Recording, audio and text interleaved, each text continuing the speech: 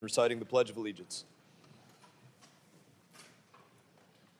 I pledge allegiance to the flag of the United States of America and to the republic for which it stands, one nation, under God, indivisible, with liberty and justice for all.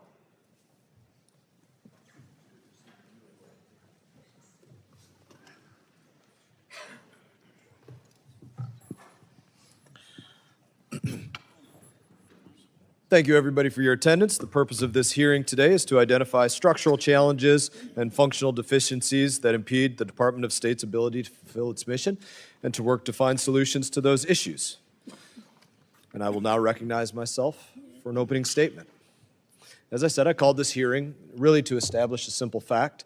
The State Department has many broken parts, and it's been, in many ways, a broken part of our government for many years. It's been too big. It's had no clear mission or definition for public diplomacy. Has very little command and control over the dollars that it sends across the globe. It's spent your tax dollars in ways that would have been better if the State Department just lit the money on fire in many cases. Right now, more than 80% of the State Department is not authorized by Congress. That includes Bureau of International Security and Nonproliferation with a budget of $57 million and 247 employees. The Bureau of International Organizations with a budget of $90 million and 370 employees. The Bureau of Administration with a budget of $394 million and a staff of 700. Now, despite 80% of it not being authorized, the State Department's bureaus, offices, and programs, they continue to grow each and every year. Last year, the State Department employed more than 80,000 people across the globe. Between the year 2000 and the year 2024, the State Department's budget grew from roughly $9.5 billion to more than $55 billion over the course of that time. Where did that money go? Does our foreign policy feel like it's 5 times more effective as we've spent 5 times more dollars?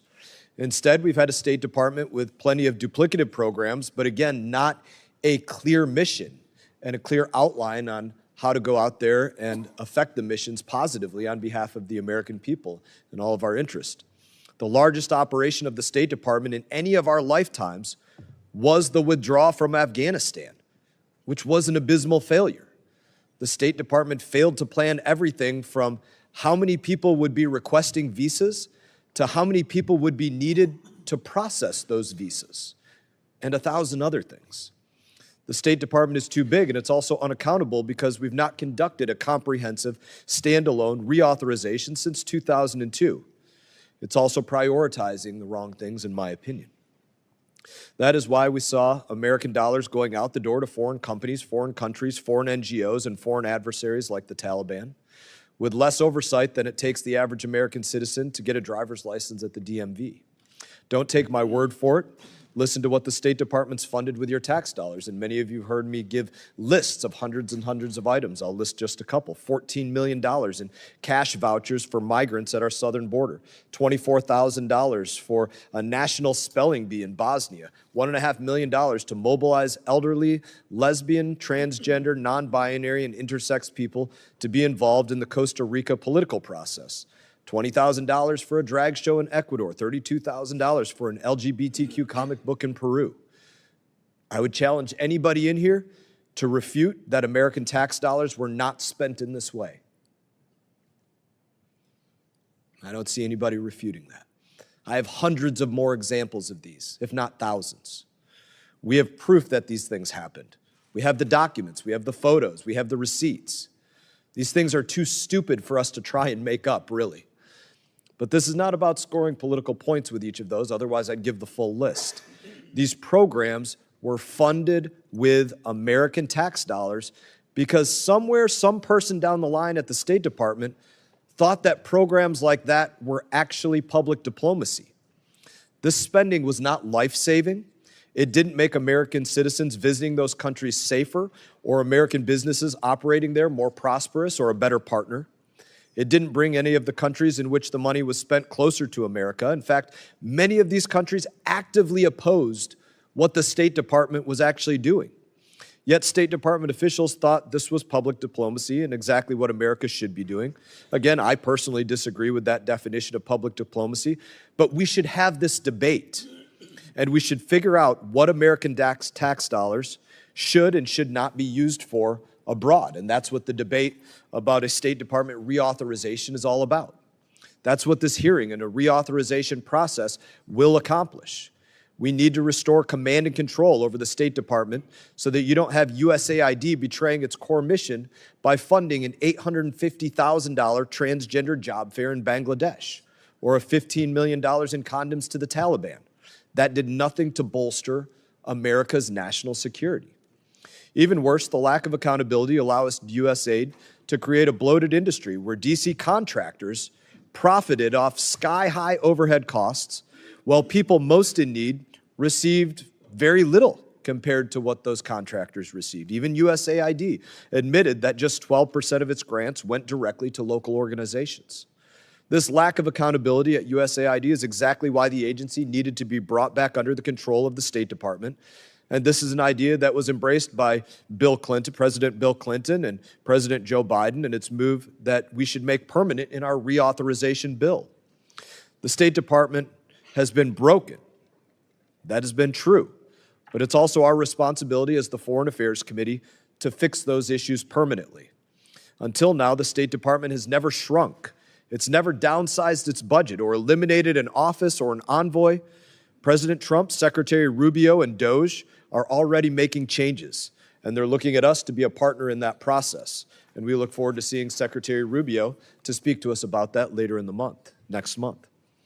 The only way that we do this as authorizers in the U.S. House of Representatives is by conducting that first full, comprehensive State Department reauthorization again since 2002.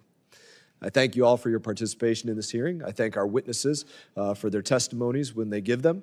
I thank the ranking member and all of your members for their attendance today. And the ranking member Meeks, representative from New York, is now recognized for your opening statement. Thank you, Mr. Mass, Chairman Mass. And I want to say thank you to all of our witnesses for joining us here today.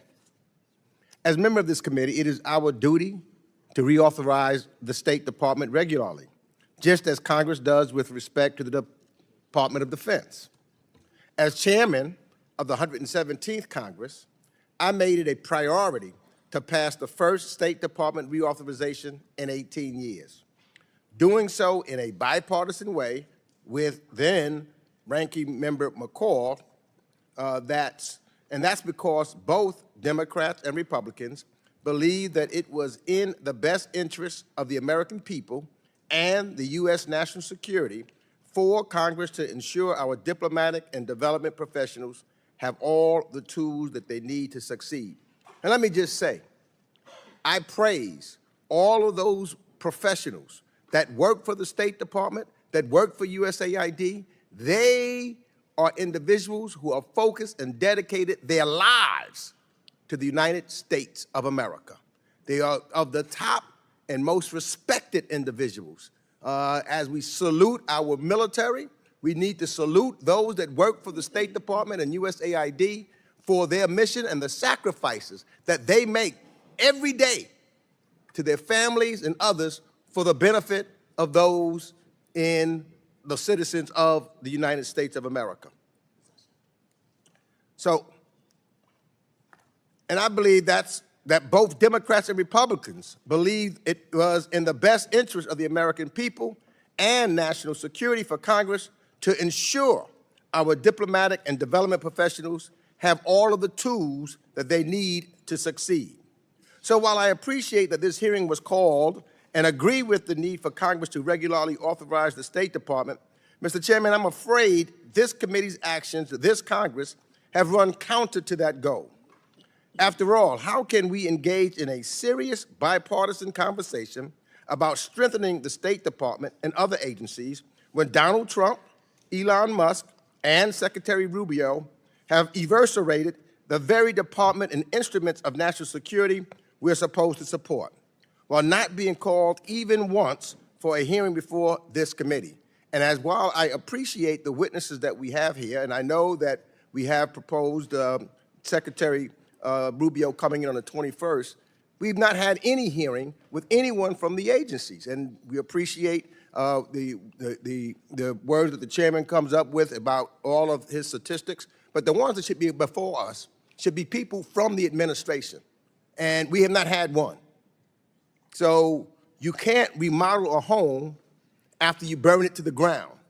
And Congress's legislative role should not be to simply rubber stamp the arsonists at work. This is a profound moment, I believe, a moment of shame for the Republican Party, as its members sit silently while Secretary Rubio allows Elon Musk and his army of teenagers who have no foreign policy or even government experience or expertise to dismantle the very agencies that they have supported in the past. The United States Agency for International Development, the U.S. Agency for Global Media, the Millennium Challenge Corporation, just to name a few, have all been met with a hatchet job for no reason. Meanwhile, Secretary Rubio and many of my Republican colleagues who've in the past understood their value, if you talk to them in the past, they did, failed to speak up, or worse, contort themselves to justify the administration's actions. There is no greater demonstration of this incredible cowardice, in my opinion, than that of Secretary Rubio, who knows this is wrong. Listen to his words when he was in the Senate, and listen to it now. You would not think it's the same individual. He knows it's wrong, but would rather sit atop a kingdom of ash than defend the work he once praised. I had hoped that Secretary Rubio would at least try to protect the Department of USAID and their workforces who've dedicated their lives to serving the American people. Instead, he stood by while Musk and Morocco and Doge illegally gutted USAID, a statutory agency, and condemned millions of people around the world to disease, starvation, and death by slashing foreign assistance, forfeiting U.S. global leadership in the process. So, I see I'm out of time, and almost out of time, but I will just end this with this paragraph. The wanton destruction didn't end with USAID or Pete Morocco's exit. Most recently, Secretary Rubio gave this committee just 25 minutes before announcing a sweeping dismantling of our soft power tools in the name of state reauthorization. And with that, I yield back the balance of my time. Thank you, Ranking Member Meeks. Other members of the committee are reminding that opening statements may be submitted for the record. We are pleased to have a distinguished panel of witnesses before us today on this important topic. The Honorable James F. Jeffrey, retired career Foreign Service Officer at the U.S. Department of State. The Honorable David Hale, former Undersecretary for Political Affairs at the U.S. Department of State. And the Honorable Uzra Zeya, President and CEO of Human Rights First. This committee recognizes the importance of the issues before us, and we're grateful to have you all speak with us today. Your full statements will be made a part of the record, and I'll ask each of you to keep your spoken remarks to 5 minutes in order to allow time for members' questions. And I now recognize Ambassador Jeffrey for his opening statement.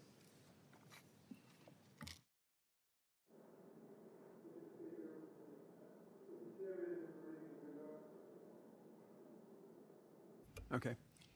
Mr. Chairman, Mr. Ranking Member, I appreciate deeply the opportunity to address this committee on such an important issue.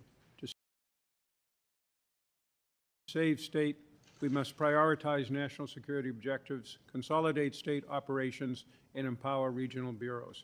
I have submitted a statement for the record, which I will summarize now. Sir, could you maybe pull that microphone a little bit closer for everybody? How's that, sir? Much better. Thank you. Okay. But first, let me express my admiration for my former State Department colleagues who, as Representative Meeks noted, serve our country with the same dedication I saw with my soldiers 50 years ago. Unfortunately, their success is hampered by structural problems in the State Department, which has drifted over multiple administrations from its core mission, the relentless, rigorous pursuit of national interests. For example, Congress tasked state to develop strategic plans to be consistent with overall administration policy. Here is the framework chart for state's latest plan from 2022. By then, the Biden and earlier Trump administrations had made clear that great power competition was our most important objective. Yet the State Department plan has lead allies and partners to address shared challenges and competitors, prevent, deter, and resolve conflicts as only one of 19 objectives under 5 goals, listed as the 4th of 5 under the goal of global challenges. Obviously, Secretary Blinken and other secretaries devote almost all of their time to national security. But formal plans have consequences, and this mishmash of objectives dulls states' focus. Another example, the 2024 report by the Commission on the National Defense Strategy noted that, compared to DoD and the intelligence community, the State Department lacks a similar level of planning, joint operations, and shared undertaking of national security, end quote. To rectify this, state must more closely align its strategic plan to the current national security strategy, be established as a national security agency, and develop formal planning, institutions, doctrine, and training. The next problem is dispersion of diplomatic activities to other agencies.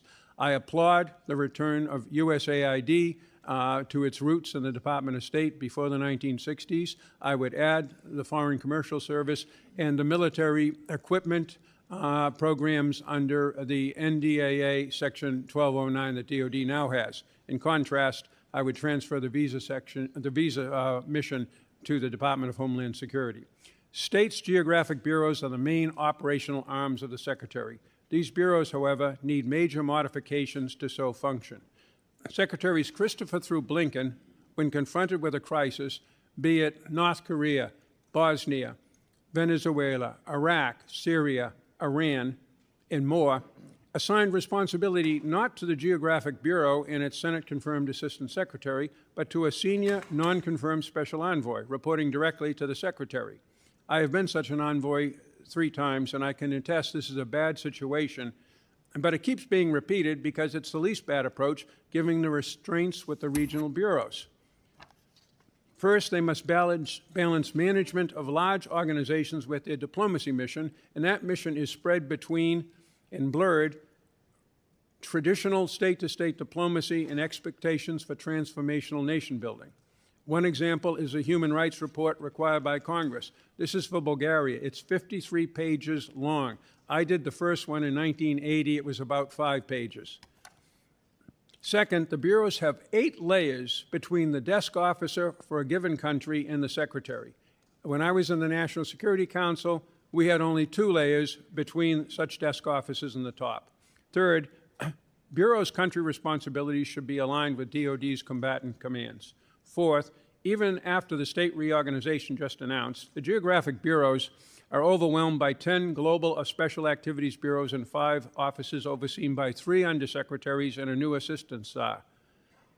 That element of the State Department needs further downsizing and structural changes to curtail its interference with geographic bureaus' diplomatic missions and their communications to department leaders.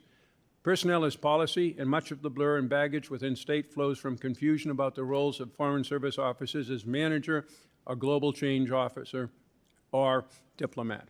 Finally, whatever one administration changes by executive order, the next can reverse, and thus congressional action for reform is imperative. Thank you, sir. Thank you, Ambassador Jeffrey.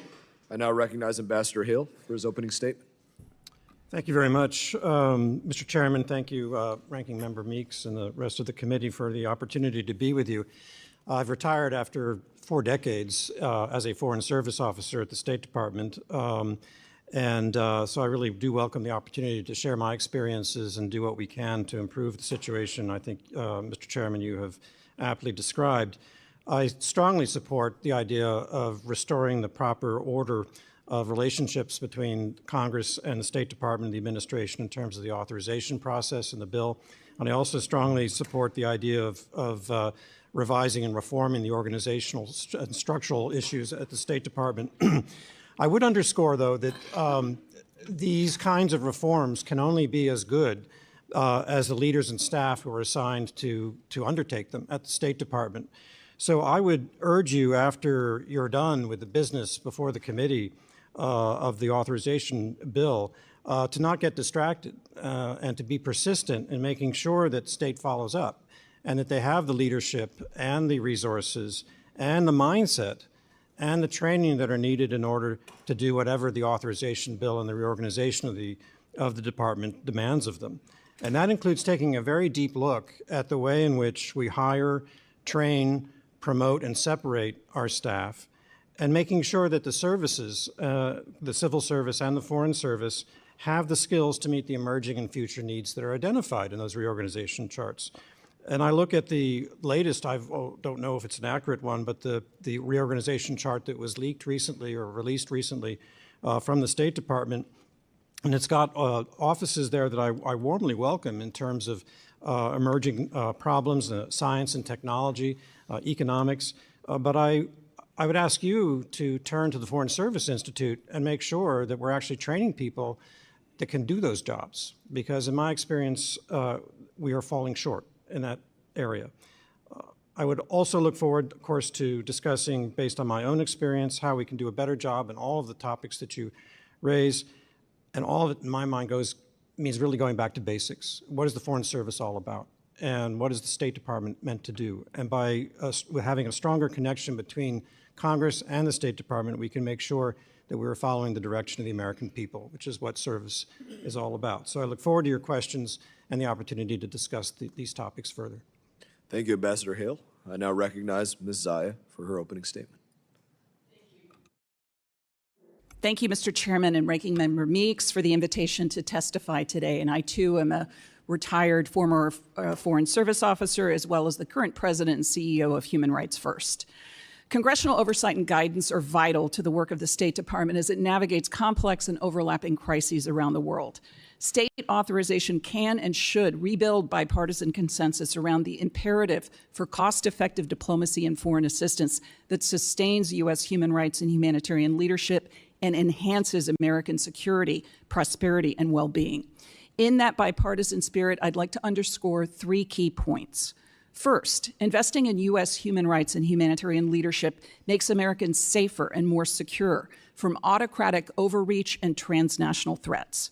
Russia's full-scale invasion of Ukraine upended global food and energy security and threatened neighbors, including treaty allies. But Putin was thwarted thanks to the courage of the Ukrainian people and transatlantic solidarity, including vital U.S. humanitarian, democracy, and accountability support. Similarly, when the U.S. pushes back on transnational repression and gross violations of human rights like extrajudicial killings, torture, religious persecution, and arbitrary detention, it fosters safety for Americans at home and abroad. When U.S.-supported peace processes include women and civil society, it increases the chances that resulting accords break cycles of conflict, keeping our troops out of harm's way. When the U.S. enforces human rights standards in our foreign security assistance, it creates more reliable partners and upholds U.S. law. Second, U.S. human rights and humanitarian leadership makes our nation more prosperous. That's why state long partnered with the Department of Labor and others to target forced labor, purge it from U.S. supply chains, and raise labor standards abroad. Recent slashing of programs supporting these activities hurts American workers and companies. Corruption is also a major barrier for U.S. companies investing and doing business overseas.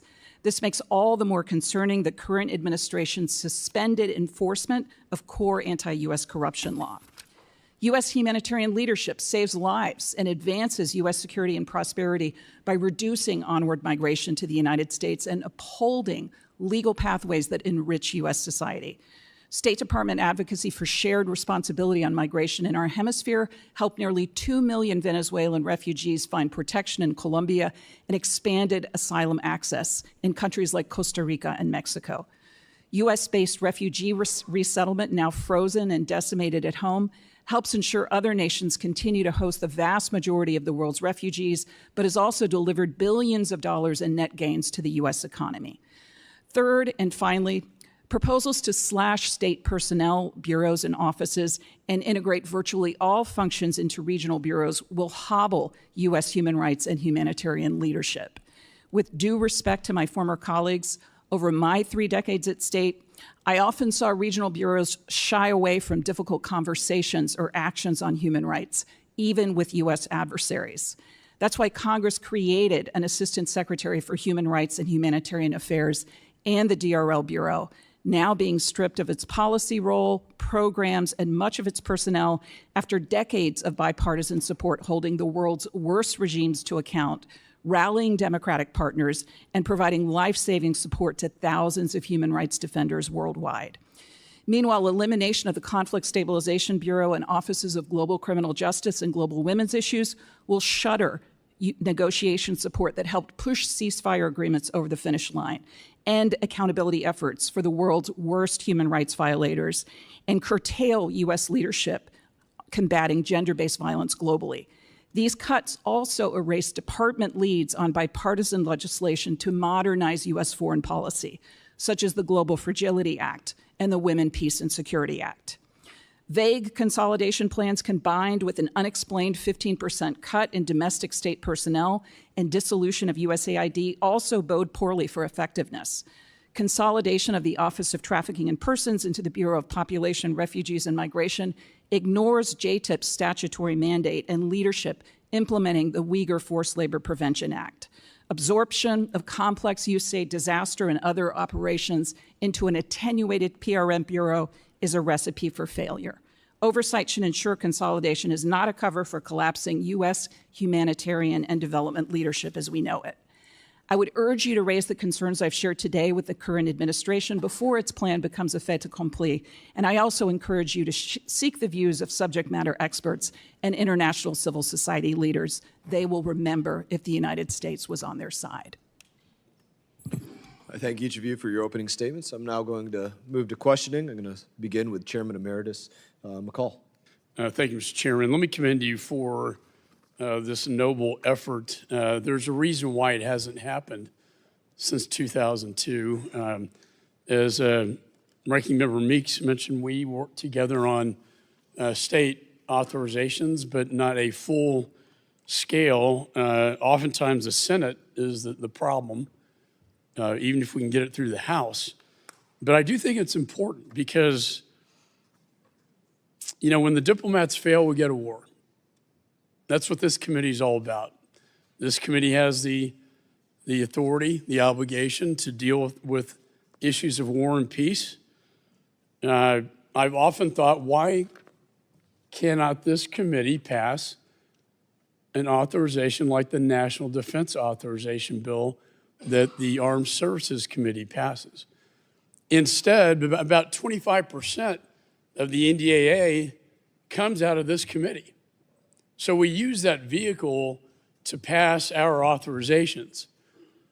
But if we fail to authorize, then we do abdicate our Article 1 responsibilities. And we also don't have the proper capabilities to do the oversight that's necessary. If we authorize something within state, whoever's in the executive, it makes it more difficult for the executive to act against the Article 1 branch of Congress, no matter whether that's a Democrat or Republican administration. And it is the Congress acting under its constitutional responsibilities. So again, I applaud you for this. I think this is going to be a healthy discussion. I guess my question, and lastly, I have to say, just like the NDAA, it will be impossible for us to pass a state authorization, both House and Senate, if it's not bipartisan. And that's true with most legislation. In my 20 years, is you can have messaging bills, but if you really want to get things done, especially on an authorization like this, I think the NDAA is a good model to examine where House and Senate, bipartisan, work together to get a good piece of legislation done. But Mr. Chairman, we don't have to rely on the NDAA to do all of our authorizations of state.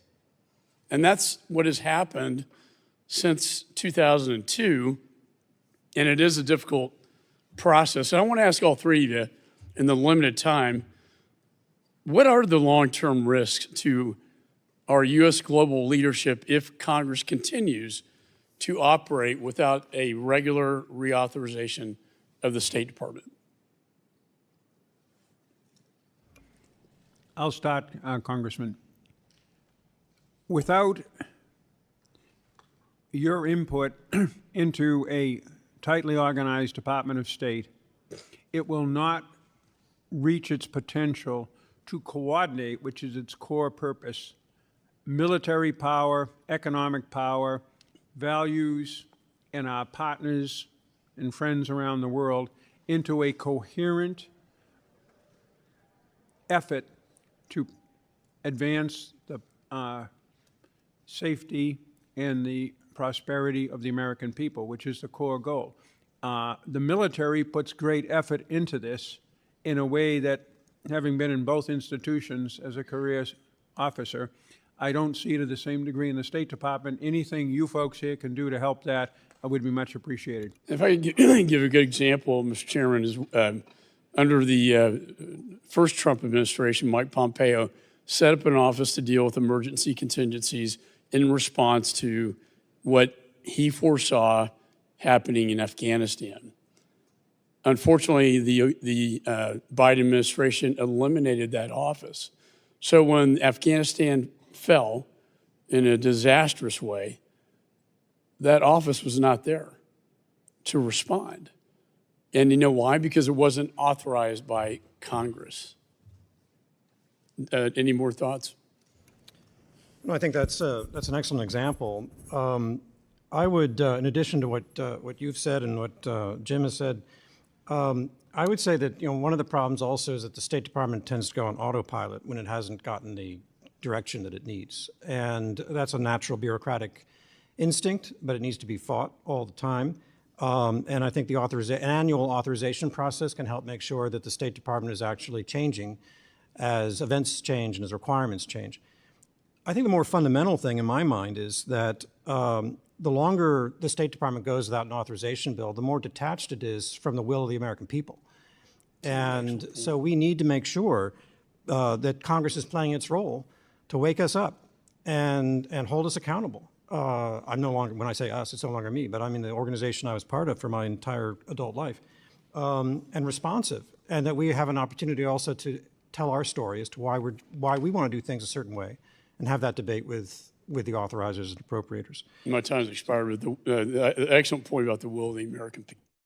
Otherwise, it's acting in an autocratic way without the will of the American people. I yield back. Thank you. Now recognize Ranking Member Meeks.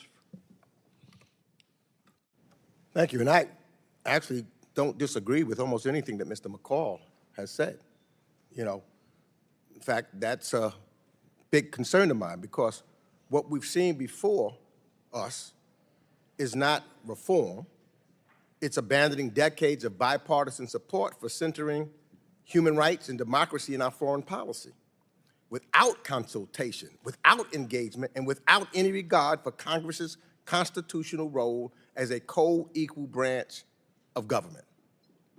To this day, Secretary Rubio refuses to follow the law and consult with Congress, and we have no reason to believe that will change. In the weeks ahead, we fully expect him to endorse the next chapter of Project 2025, which will closing hundreds of critical offices and potentially dozens of overseas posts, gutting the department's workforce, and slashing the budget, all of which will leave America weaker and more isolated. In fact, China and Russia will continue to celebrate, as they've done so almost every day since January 20th. And what Mr. McCall said, I have a long track record working with any administration that wants to strengthen our national security and works in good faith towards that end. But obviously, this is not business as usual. Donald Trump has taken a wrecking ball to our foreign policy, treated our allies as adversaries and our adversaries as allies, threatening to invade some of those allies, and launched a trade war that is hurting our economy and our constituents. So I would love more than anything to have a good faith effort to reauthorize the State Department, and I would welcome discussions to that end. But you know what? The State Department officials came to brief staff earlier this week, but it was after their reorganization had been set into motion. Programs were cut, and after the firing notices were started going out. That's not consultation. That's, to me, insulting. And while I want to thank the chairman and my majority colleagues for arranging that belated briefing, Secretary Rubio's messengers could not even answer basic questions, like what offices should be closed, or how they arrived at a 15% domestic staffing reduction. So I think that there should be more consultations. Let me just ask you these questions. You can answer yes or no. Do you believe Congress must be meaningfully consulted on major state reorganization or changes to USAID, including ending the vast majority of congressionally appropriated foreign assistance? Yes or no? Yes. Yes, sir. Yes. And another yes or no. Do you believe that sweeping changes like this, especially on items mandated in law, should it be done by an executive order, or should you have to come to Congress? There are legal issues here, Congressman, that I am not competent to get into, but again, I'll go with my first answer. When appropriate and when it's under law, Congress must be consulted. Mr. Hale? Yes, if you want a sustainable, decision, I think it requires legislation and consultation with Congress. I believe it absolutely requires consultation with Congress and a clear-cut connection between the ends and the means, which I am not seeing in this plan.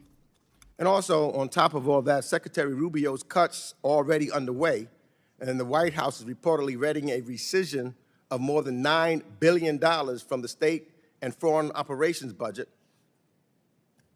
Would the practical impact of these cuts on our ability to advance U.S. interests globally be significant, or would they be detrimental? I'd have to see what the specifics are, Congressman. I agree with Jim's answer. I'd want to see the details. I do believe that an organization the size of the State Department could definitely use some serious reform. I come out differently on this based on what I've seen so far in press reporting. A 50% cut in states' operational budget combined with the 80% plus cut in foreign assistance from USAID.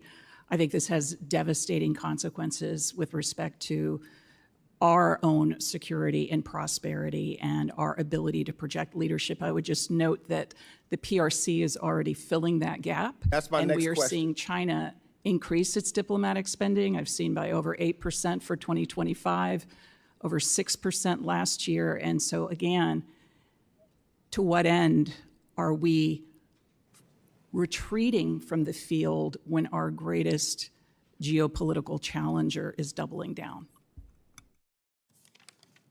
Okay.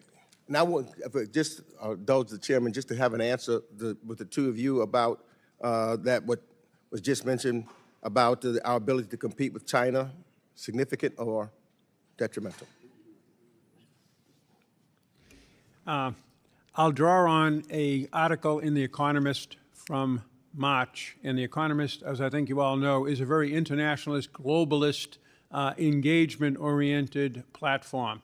The death of foreign aid. It says that 3/4 of all foreign aid is in development, economic, political assistance, and it basically says there is very little evidence that this produces any results, and goes on to say the idea that aid buys soft power is unconvincing too. Now, anything in print can be challenged, but I would have to say my own experience on the ground, beyond humanitarian assistance, which is critical, beyond security assistance, equally critical, all of the things we're doing to try to change societies, whether to compete with the Chinese or push back on the Russians, I haven't seen a whole lot of success, and I've been responsible for some of the largest ones, Congressman. Thank you. I'll just draw one chapter of my experience in Pakistan as ambassador there.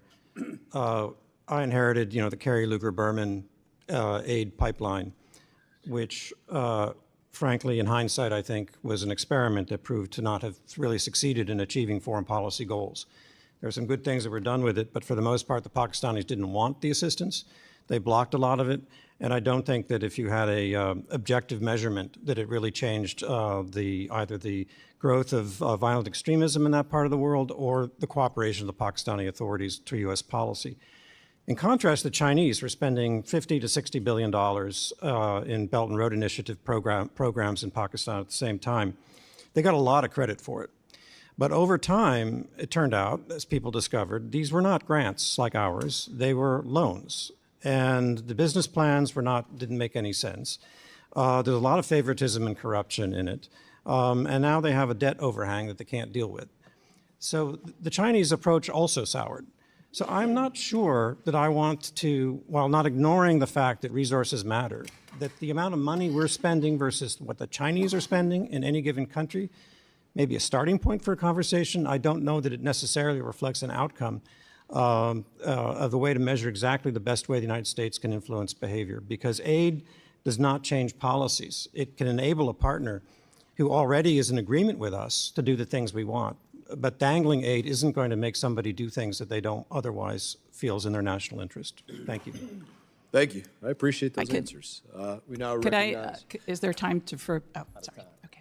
now recognize Representative Wilson for 5 minutes. Thank you, Mr. Chairman, and indeed, thank each of you for being here today. And Ambassador Jeffrey, we are grateful for your successful service as Special Representative for Syria with the first Trump administration, where you led efforts to enforce the Caesar Act to hold terrorist sponsor and butcher Assad, war criminal Putin, and Iran accountable. Ambassador, you were ultimately successful of the providing the assistance with Turkey and Saudi Arabia. In December, Bashar Assad abdicated and fled to Moscow. In November, a badge of honor I received is I was condemned by the Assad regime as an enemy of the state, which I recognize I was, and now he's gone. Last week, I appreciate that Congressman Corey Mills and Mike and Marlon Stutzman visited Damascus as Syria reachieves independence. There is such opportunity for the people of Syria to restore freedom.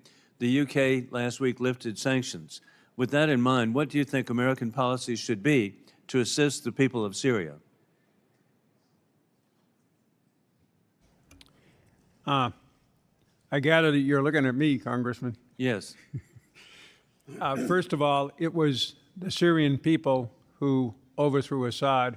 What we had was effective policy done by several administrations with the full support of Congress, working together with partners and allies that enabled the Syrian people to take that step. So I think it's a good example of what we're all trying to strive for today.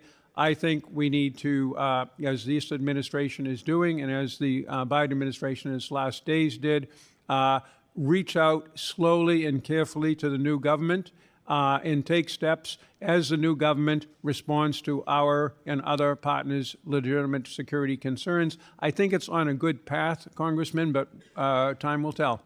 Well, again, it was your efforts that I think helped make this successful, so thank you so much. And indeed, Secretary Ambassador Hale, allies purchasing American defense products are experiencing undue delays in delivery for products that they've already paid for. For example, Taiwan had bought so much capability to defend themselves, but for years it's been held up. And then going through the foreign military sales process, in some cases the delays have been so significant that allies and partners are forced to look elsewhere. Thankfully, Congressman and Chairman Mike McCall and now Chairman Brian Mast are champions for reform, assisted by Ranking Member Greg Meeks. And Secretary, what changes do you believe should be made to streamline the process? I wouldn't assert that I have any great authority or, ideas on that. I support the idea of streamlining it. Certainly, I share your concern about the delays that we've witnessed over time. I had to deal with this myself in Lebanon when I was ambassador there. They were dealing with a tremendous ISIS threat, and we wanted to rapidly provide assistance to the Lebanese authorities, and we were able to do that.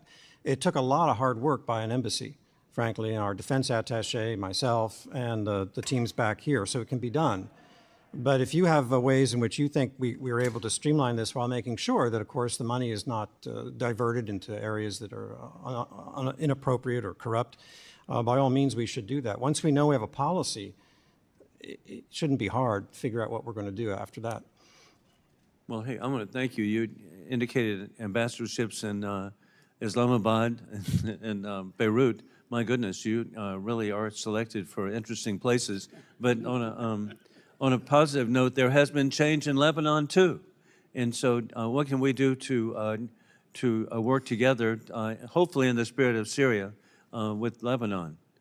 Well, I was also ambassador in Jordan, so that was the garden spot for me. But yeah, on Lebanon, we have an opportunity that is rare in life.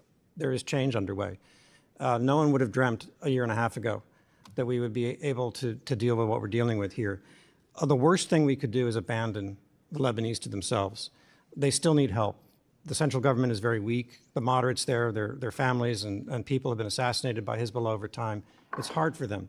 So we need to keep the pressure on Iran. That's our role. Our role is not to tinker with the Lebanese reforms and steps. We should encourage that and help nurture it. But what America can do is make sure that whatever else we're doing with Iran, we continue to hold them accountable for the support of Hezbollah and make sure that they know that we demand the disarmament of Hezbollah. And indeed, the Trump administration, its maximum pressure on the head of the snake, the octopus, and Tehran should be on notice that for the people of Iran, we're for them. Thank you. I yield back. Thank you, Representative Wilson. We now recognize Representative Jacobs. Thank you, Mr. Chairman, and thank you to our witnesses for being here. I'm actually really glad we're convening this hearing today. I'll be honest, when I worked at the State Department, I was incredibly frustrated with the longtime career diplomats who were very resistant to change. And I think that mentality has contributed to the department's ineffectiveness over the years. I think reform is absolutely needed in the State Department. In fact, I passed bipartisan legislation to help address risk aversion and the bunker mentality at our embassies, and other reforms to how we do security assistance, how we do foreign assistance. So that's why I am so disappointed that this reorganization effort has become a partisan exercise marred by chaos and without regard to the law. Between the leaked proposal we've seen to slash the department's budget in half, the commitments to cut staff by 15%, despite the department now having to take on what is left of USAID programming, and reports that the department will significantly downsize its diplomatic presence abroad, taken together, I actually don't think these reforms will lead to a more effective State Department, which is what we really want. The reality is, we do need to think more strategically about what our national security priorities and interests are in a multipolar world. But Chairman Mast, I just fundamentally disagree with you that human rights and our values aren't part of that, because I think our power is derived from our ability to build international coalitions. And to do that, we need to address our values and build our coalitions around that. So first, I want to focus on an area of ongoing reform that I think we can learn from. Chairman Emeritus McCall and I, my good friend, introduced our reauthorization for the Global Fragility Act. This focuses on important reforms for how we get to align policy and programs, more robust monitoring and evaluation. But Secretary Rubio's reorganization proposal would shut down the Conflict and Stabilization Operations Bureau, which I actually worked at, which is leading the implementation. And look, we can have a separate debate on the best way to house the kind of conflict expertise in the department. We led a GAO review of CSO under the Biden administration. But Secretary Zeya, as Undersecretary of J, you oversaw the work of CSO and the Global Fragility Act. Can you discuss the importance of maintaining the Global Fragility Act team, led by an assistant secretary as required by law, to actually implement GFA and meet its statutory obligations? Thank you, Representative Jacobs, and thanks to you and Representative McCall for your bipartisan leadership in the Global Fragility Act. This is exactly the kind of state modernization that I think we should rally bipartisan support for. And I saw this firsthand in my role as Undersecretary visiting GFA partner countries, Mozambique, Cote d'Ivoire, as well as Haiti. And what I saw on the ground was a shift away from open-ended assistance commitments, where implementation is defined as spending money, and really focusing on measuring results, evidence-based approaches, and course corrections. And it is very sad to me that this effort is now being potentially extinguished just 2 years in when it's starting to bear fruit. It's about integrating State Department efforts with our colleagues at DOD, with USAID, but also with international partners who have followed our lead, particularly in coastal West Africa, where we have 4 embassies working together in an integrated way I have never seen. But you've got the international financial institutions, the EU, and the Brits coming in behind to focus on the same areas. And I do want to make a point about human rights and security and hard security. Representative Wilson mentioned his visit to Syria. I was a human rights officer in Syria under Hafiz al-Assad. At this point, our support for pluralism, for inclusion of women in Syria's transitional government and process, that is absolutely a guarantor of security. And Syria is a diverse country of many faiths. We cannot allow it to fall into a majoritarian system that oppresses so many of Syria's people after the immense suffering they've had. That's also why accountability is so important, so we can finally achieve accountability for the Assad regime's horrific crimes.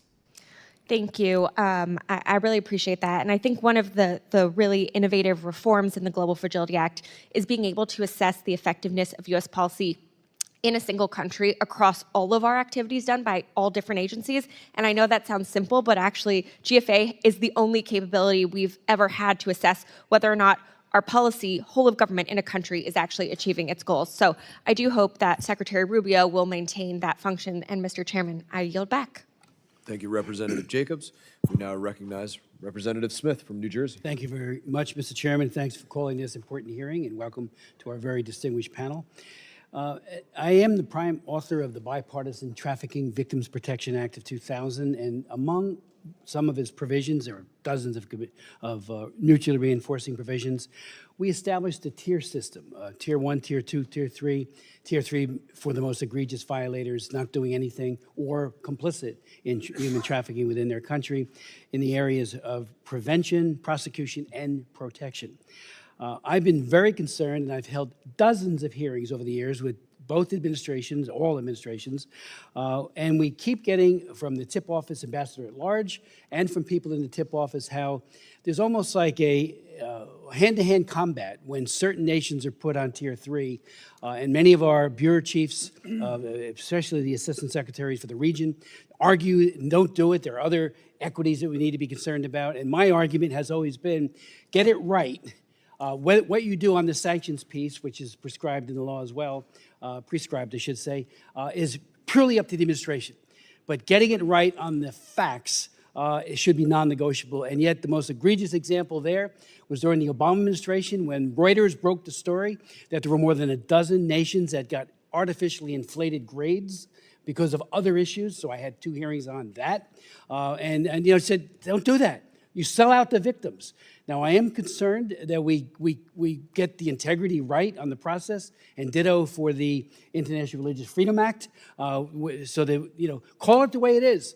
What we do on the sanctions piece, is something that the Secretary of State and the President can negotiate. And I'm wondering what your thoughts are now as we're going through this whole revamping.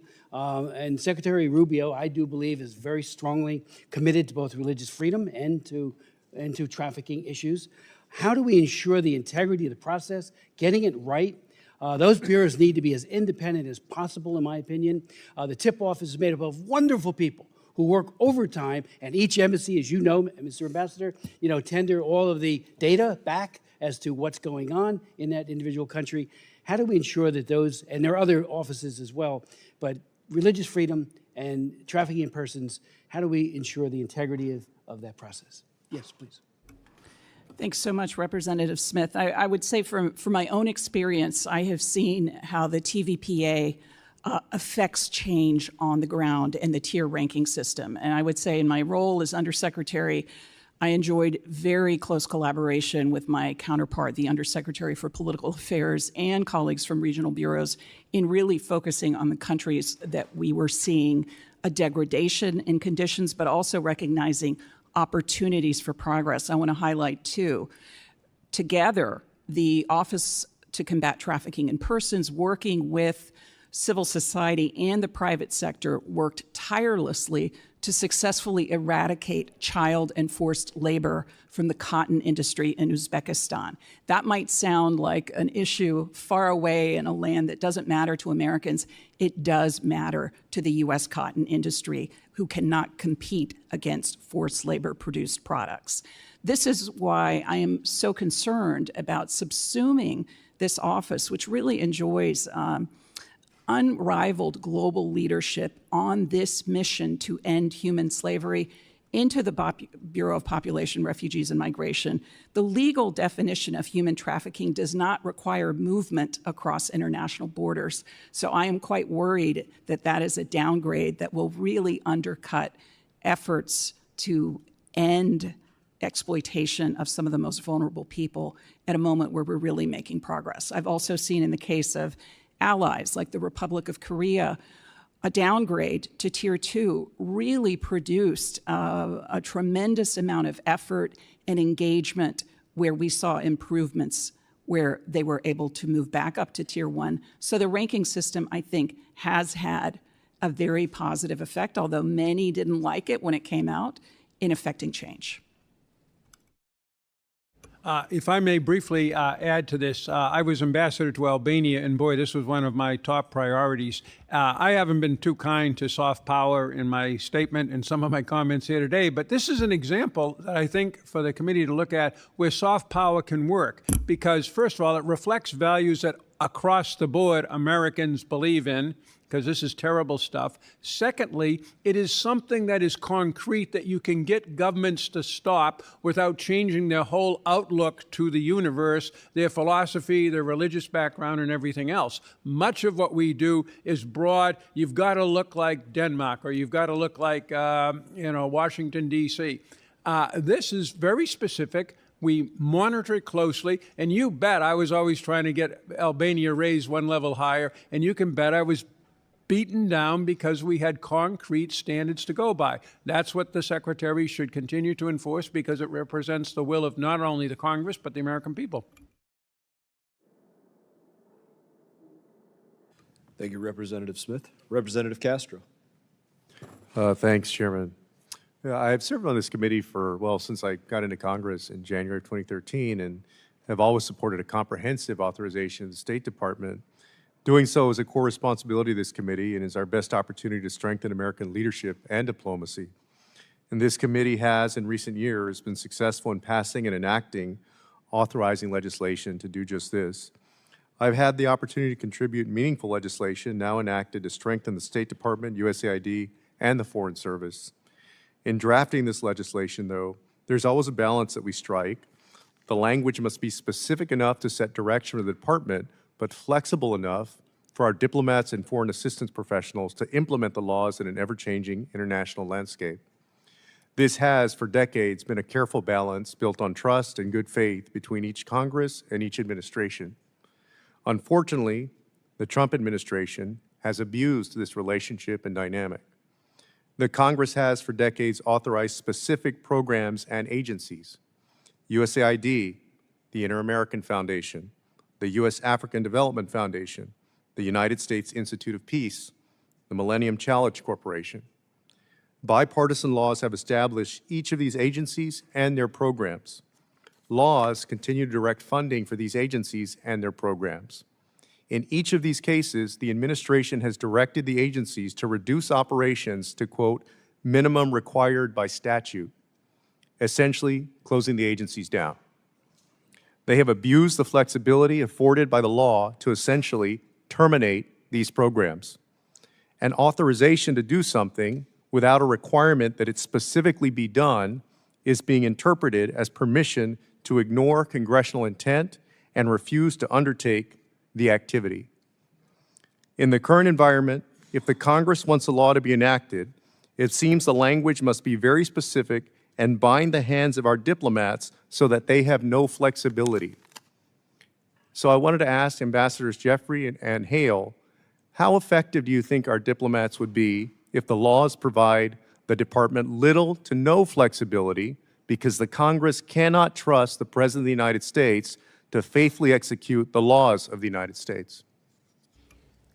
The Secretary of State and his or her subordinates need a considerable amount of flexibility to carry out the intent of Congress. I don't want to get into what is, in the middle of a very partisan and hot debate. What I would say is it's very important that Congress not just authorize an activity or an agency, but state what the goals are in general terms. We can then operate in terms of what the military calls troops to task to figure out how to do that, what the procedures are, what kind of people we need. But general guidance in some detail is always good to know which direction you're going. And again, the trafficking in people, it was very clear that Congress wanted us to put an end to this. And we've done a pretty good job. Ambassador. Yeah, no, I would agree very much. And I would also, underscore state the obvious that, the world changes. Foreign policy needs to be nimble and adroit and able to respond to emerging problems that we didn't anticipate.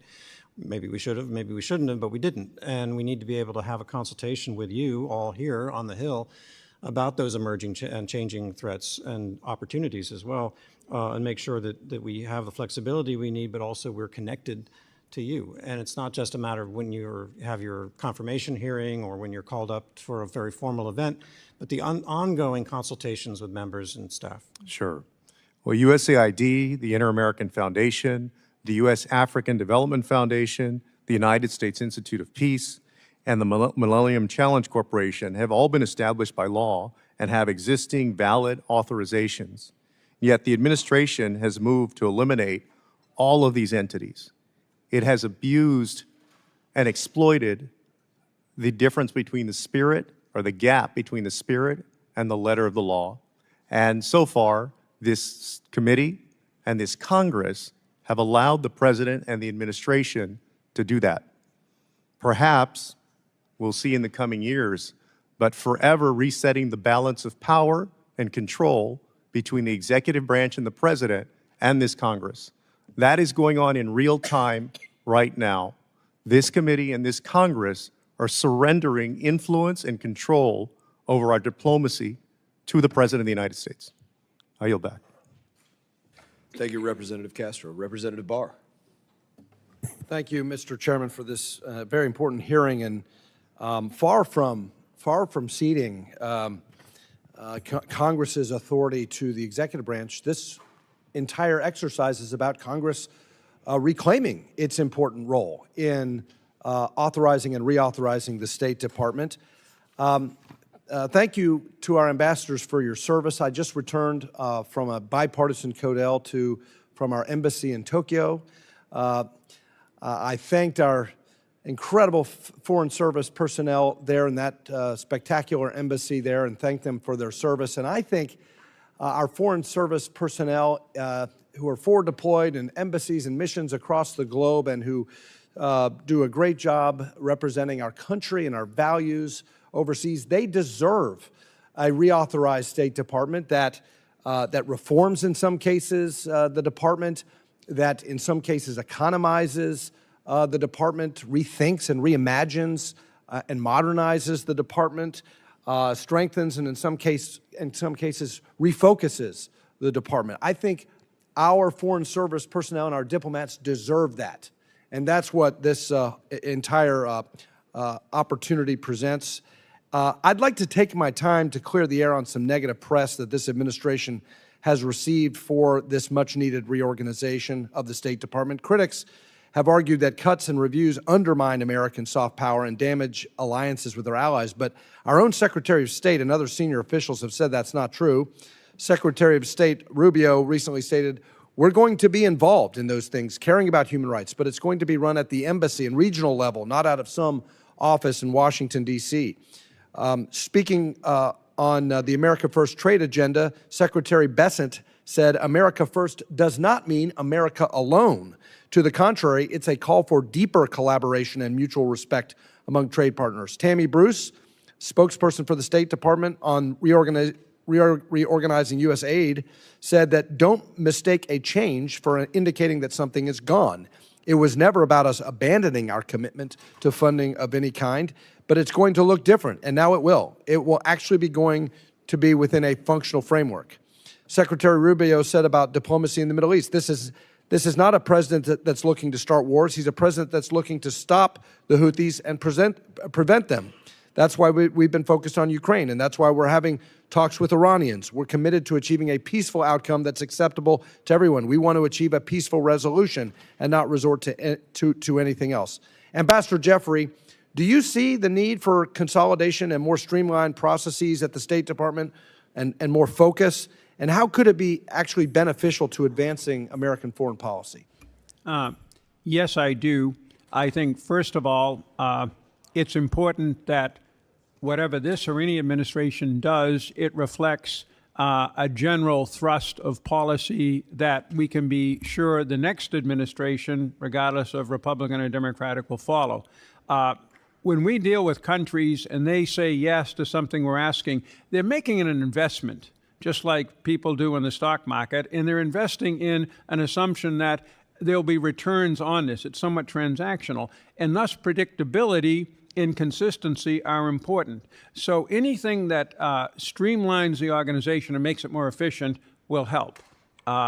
Again, the devil is in the details on what you throw overboard, but there's a lot of stuff that needs to continue. Again, focus on the operating elements of the Department of State. Those are the geographic bureaus. Those are the people who, even though they're only assistant secretaries, they spend much more time with the Secretary of State than most other people in the building, and they're his or her operating arms. They're very important to empower. Well, I do think that refocusing and reorganizing really could enhance morale among our diplomats and give them additional mission and purpose. One final question about China.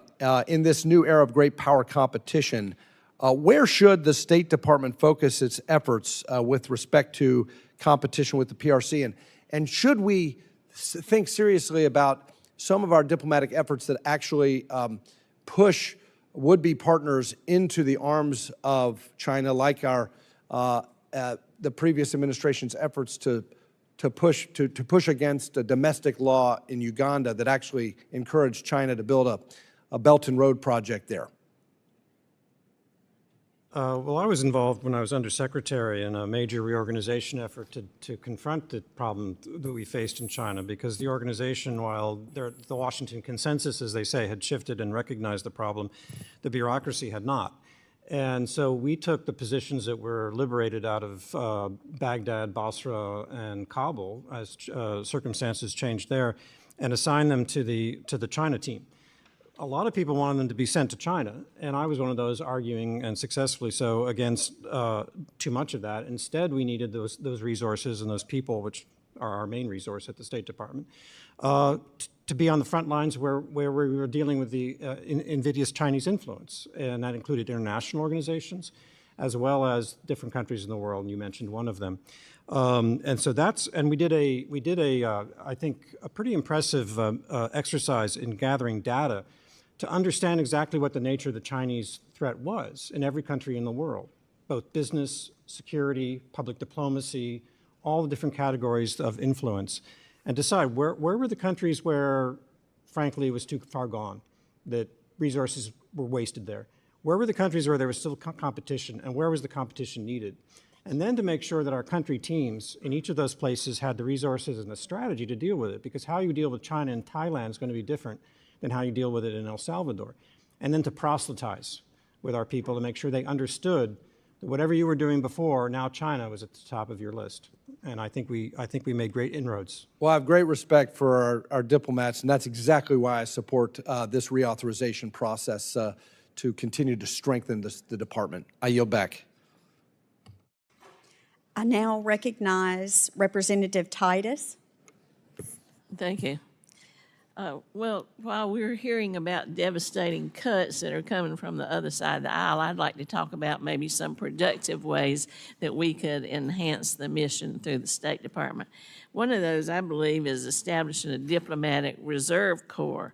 That's an initiative that I believe would make the State Department more agile and better able to respond to crises around the world more quickly.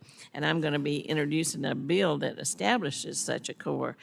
Ambassador Jeffrey, you've been a career ambassador in Iraq and Turkey. You mentioned Albania. You've been a deputy national security advisor.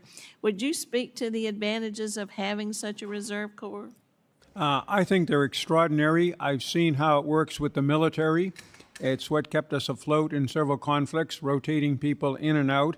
It also gives the Secretary flexibility without having to expand dramatically the personnel and the costs of the department, because as you can see, that's not appreciated by everybody here or in the country as a whole.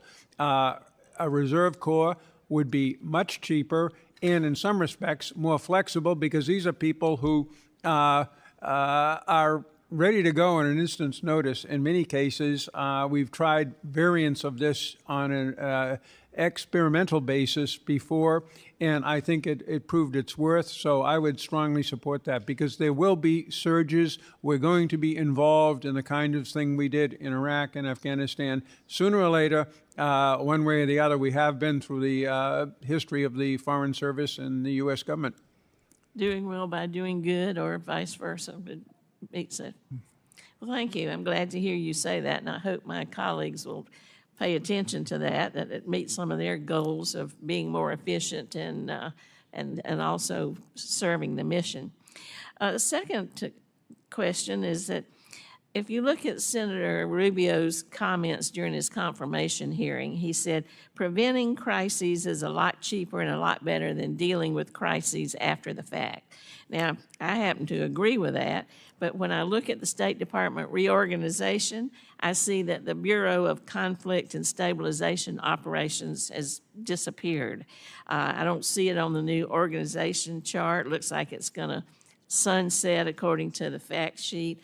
I think this bureau is very important. It plays a role in atrocities prevention, implementation of the Global Fragility Act, conflict mapping and analysis, support for peace negotiations.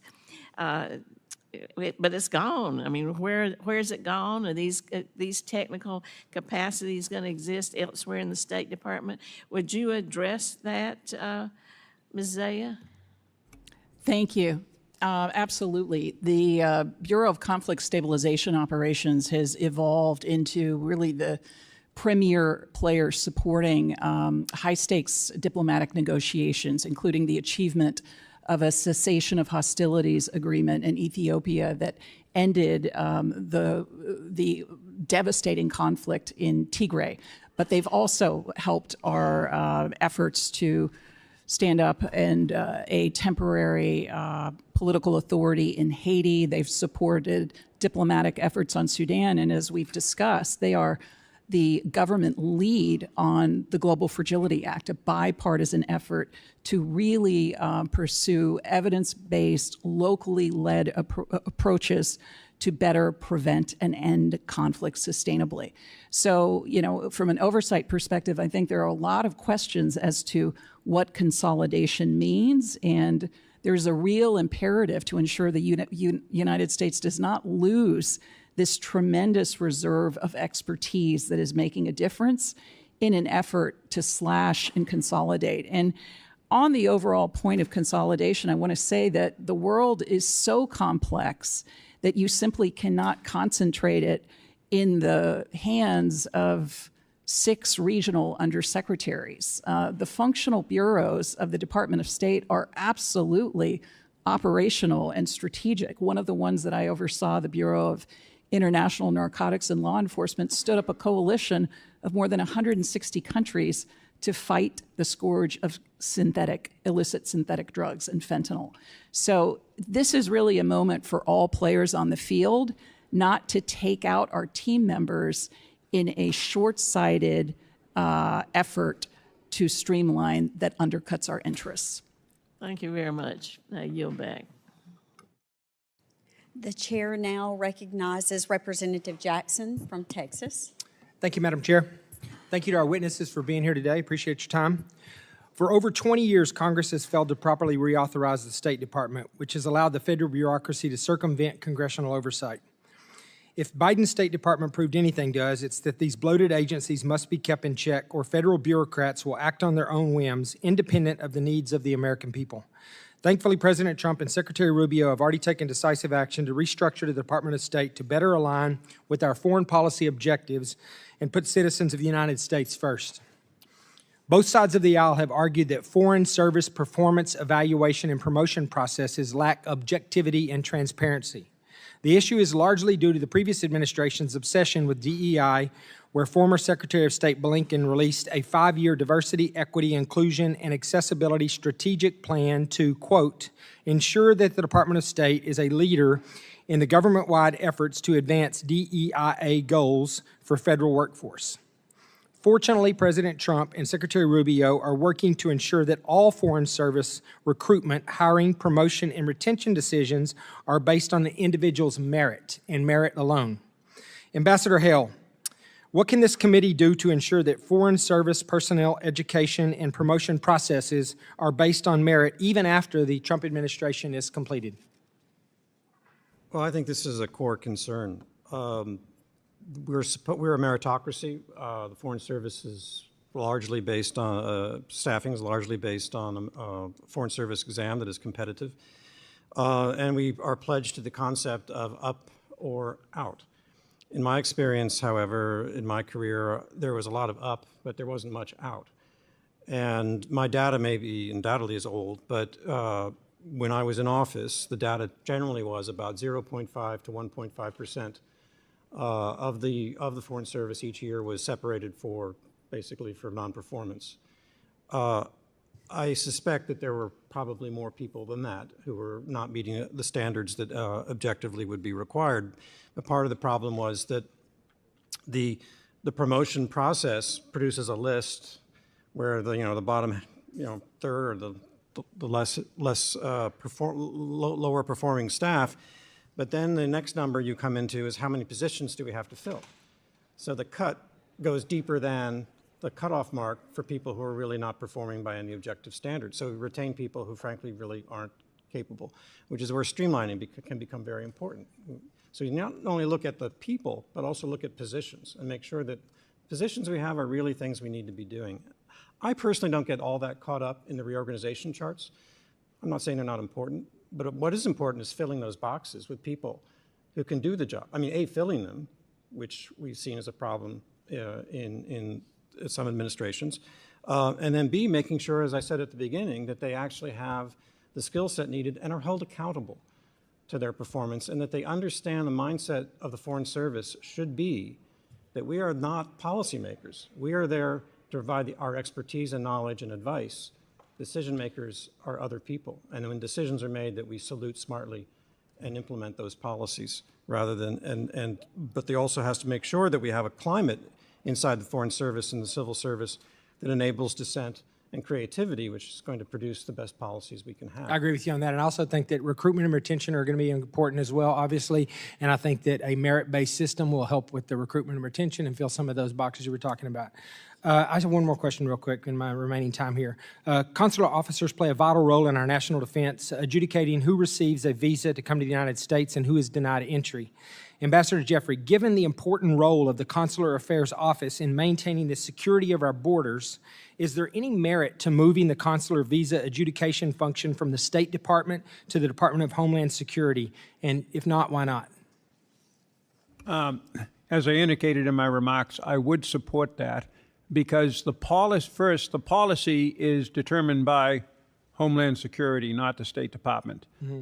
Secondly, we have more people from other agencies at a typical embassy than we do people from the State Department. So just because there would be more DH people and a few less State Department visa offices, that would not be a major change in how embassies work or deal with. But the third thing is, and it gets to the question you posed to David, one reason that we're having a hard time evaluating on merit Foreign Service officers is that we don't know what their core skill is. The Marine Corps is well aware of what it is, every Marine a rifleman. Ours should be every Foreign Service officer a diplomat. But over the years, the accumulation of administrative functions has led to us thinking our people are managers. Now, management is fine. I've got a master's in business administration, but the core skill is diplomacy. And the visa function, unlike taking care of Americans abroad, which is a core consular diplomatic function, the visa function is a managerial function. It almost never involves dealing with the host government. We keep the host governments out of it, just like they keep, we don't have any say as a government in Germany or other countries letting Americans travel there. So I think that it would be cleaner and it would streamline how we look at ourselves if that function were to go. Thank you, Ambassador. I appreciate your input, and I yield back. Thank you. Thank you. I now recognize Representative Dean for 5 minutes. I thank you, Chairwoman, and I thank Ranking Member Meeks for organizing this hearing today. And I thank you, Ambassadors and Secretary, for your years of service and, of course, for your expertise that you're offering us today. As we review what has been a very chaotic time, lots of people are confused. And I have to admit, whether I'm speaking to folks from USAID here in the United States or abroad, or I'm speaking to folks from State Department here or abroad, having just come back from Denmark, Ukraine, Jordan, Israel with Ranking Member Meeks, folks are confused. And I want to lift up the people who have worked for USAID, many of them dismissed with zero notice, not even able to take their own belongings, their own personal photos of their work, dismissed with such utter disregard. And now what is going on with the Department of State. I want to lift up the people who have worked in the Department of State. I am utterly impressed to a person with their dedication to diplomacy, to service to this country, and the same for USAID. So, unfortunately, since his return to office in January, President Trump has chosen to attempt to overpower foreign partners rather than engage in strategic diplomacy. His administration claims their policies will bring safety, security, and prosperity, many of the points that you brought up, Madam Secretary, to America. But all that I've seen thus far is a reeling economy, weakened relationships with our allies, and emboldened adversaries. The cornerstone of U.S. foreign policy and approach to foreign aid has always been the 3D approach: defense, diplomacy, development. Unfortunately, we have seen a Secretary of Defense, for example, who repeatedly compromises national security to no account.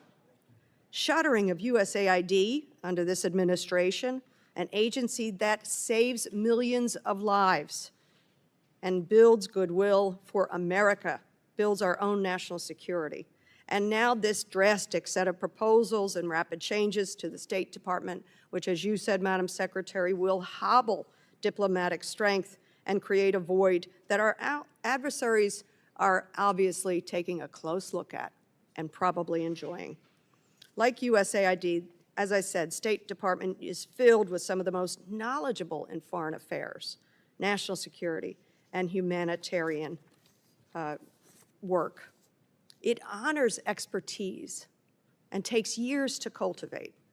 And yet Secretary Rubio, and it's baffling to me, does not advocate for the very department he's tasked to lead. I don't understand that. Proposing further personnel and budget cuts that will exacerbate and damage, and DOGE has already done great damage. Maybe I'll start with you, Madam Secretary. You pointed out so succinctly the 3 points in your testimony and in your written testimony as well. Do you think that what we're seeing here with the cuts to the State Department has followed a critical analysis of where we could be streamlining, where we do have duplication of efforts, where we have talented people that we need to make sure stay there or grow there? Have we gone through that process, and did I just miss it? Thank you, Representative Dean. I have seen no sign of such a process or even a strategy, and I do so appreciate your words commending the sacrifices and the commitment of former USAID colleagues as well as former state colleagues. I just want to share 2 quick stories about USAID's impact and who they are up against. I was in Kyiv last October, where USAID literally is keeping the lights and the heat on. The night before my arrival, 150 drones rained down on Kyiv. They were Iranian provided, part of this axis, including Iran, the DPRK, China also supporting Russia's continued illegal aggression against Ukraine.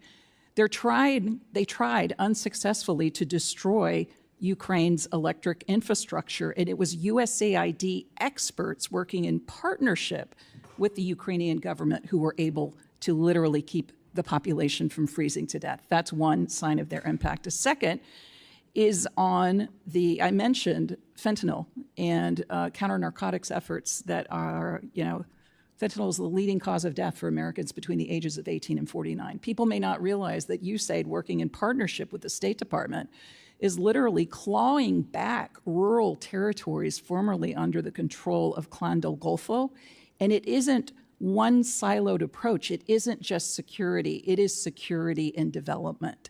And it is human-centered security that meets the needs of the population and does not leave them to be preyed upon by the narcos and some of the world's worst criminal organizations. I thank you very much, because that is a passion of mine. Opioid addiction has touched my family. I have a son in recovery, 12 years in recovery, and the fentanyl crisis that is stealing, at this point, 87,000 lives a year is something that we must pay attention to. And I have to admit, the president has talked about caring about fentanyl. So why would we just disregard where we are making progress? With that, I yield back. Thank you. I now recognize Representative Self for 5 minutes of questioning. Thank you, Madam Chair. First of all, this is an opportunity to get the State Department right, I hope. And I will tell you, I'm going to start with a quote from Clausewitz. War is a mere continuation of policy by other means. I am convinced that we call it great power competition. I'm not sure that's what it is. I think we're in a hybrid war now. You may remember just a couple of days ago in Spain, Portugal, and southern part of France, there was an outage. Siemens Security now says that it was a cyber attack. It was on the SCADA equipment, and it caused cascading failure across 2 countries and part of another. I want to pick up on something that Chairman Emeritus McCall said, because in your written statement, Ambassador Jeffrey, you talked about the DoD combatant commands need to be aligned with the bureaus.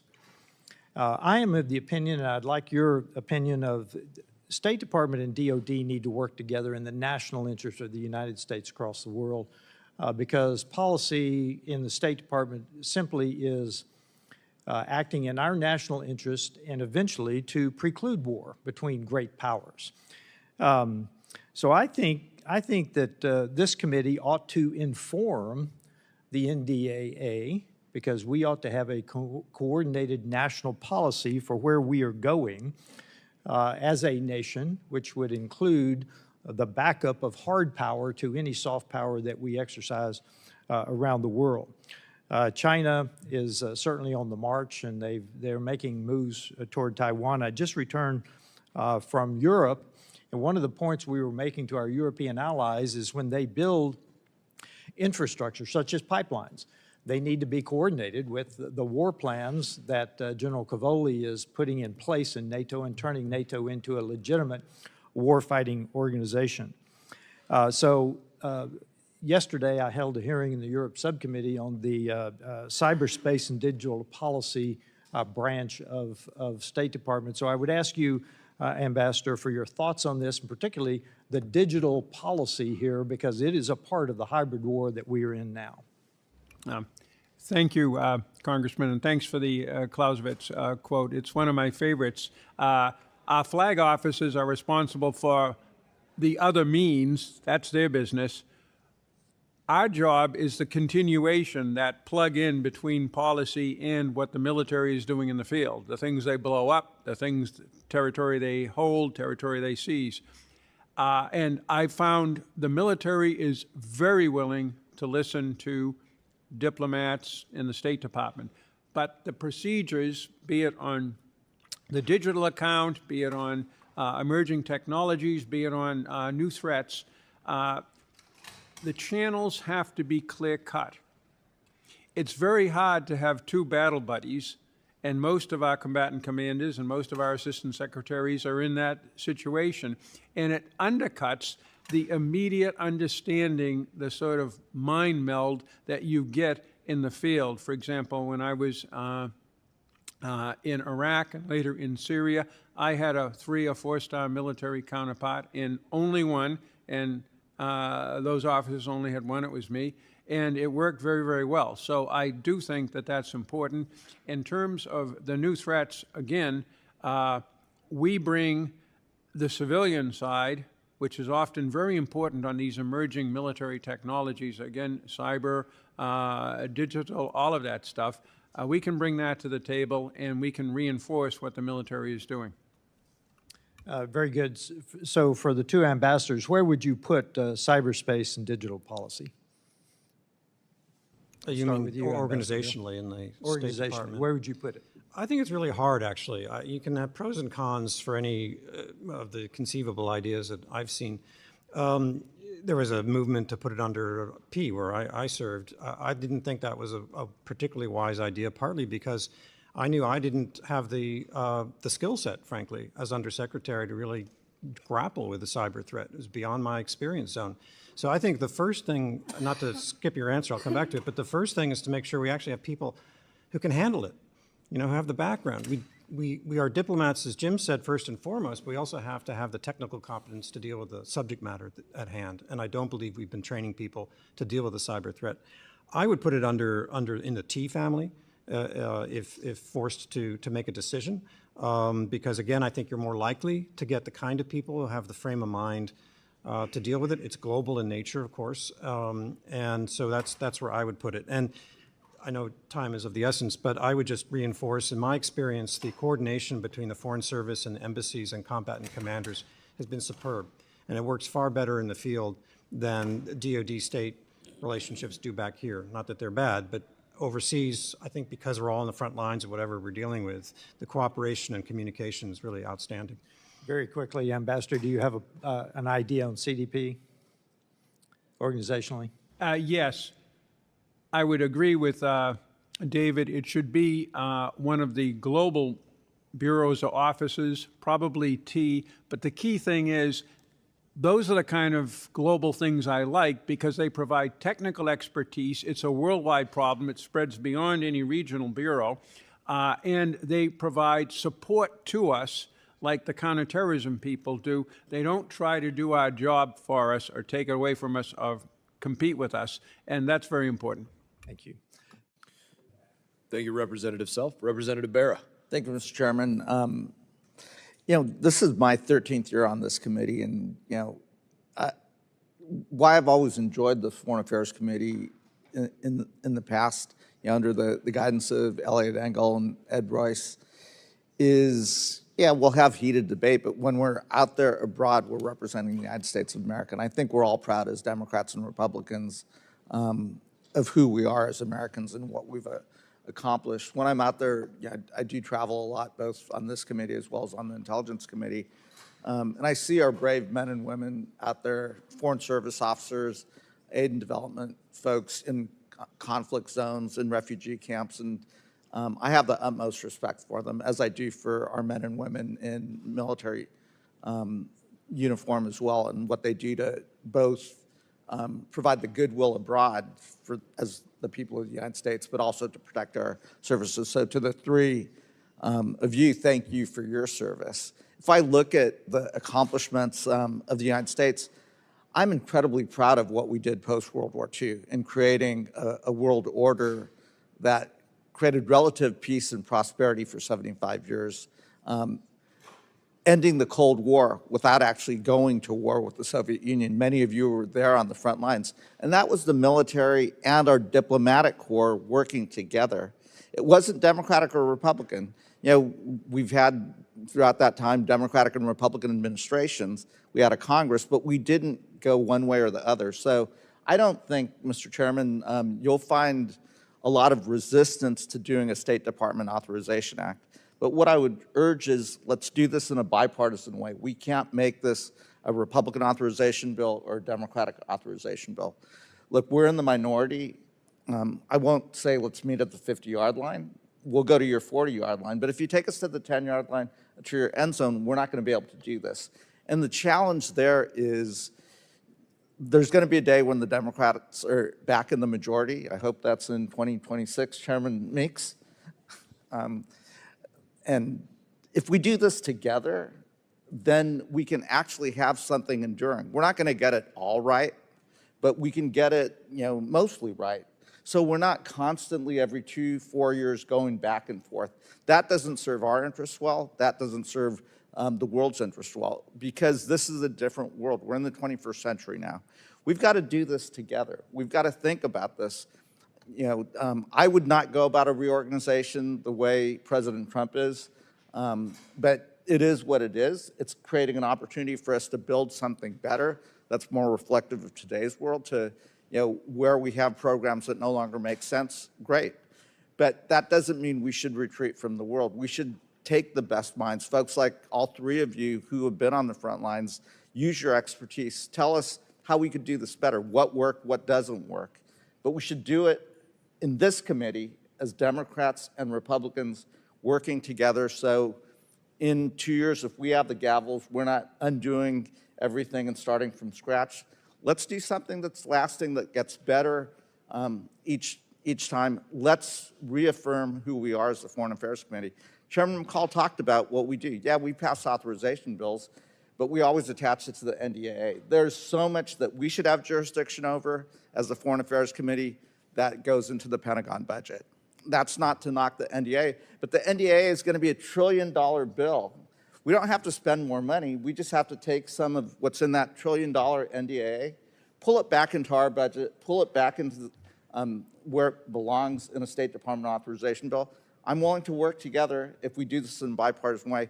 We can keep the divisive stuff out of this. We're going to need a State Department. We're going to need aid and development. When I got time to spend with my good friend Joe Wilson, every time he says war criminal Putin, it makes me feel really good.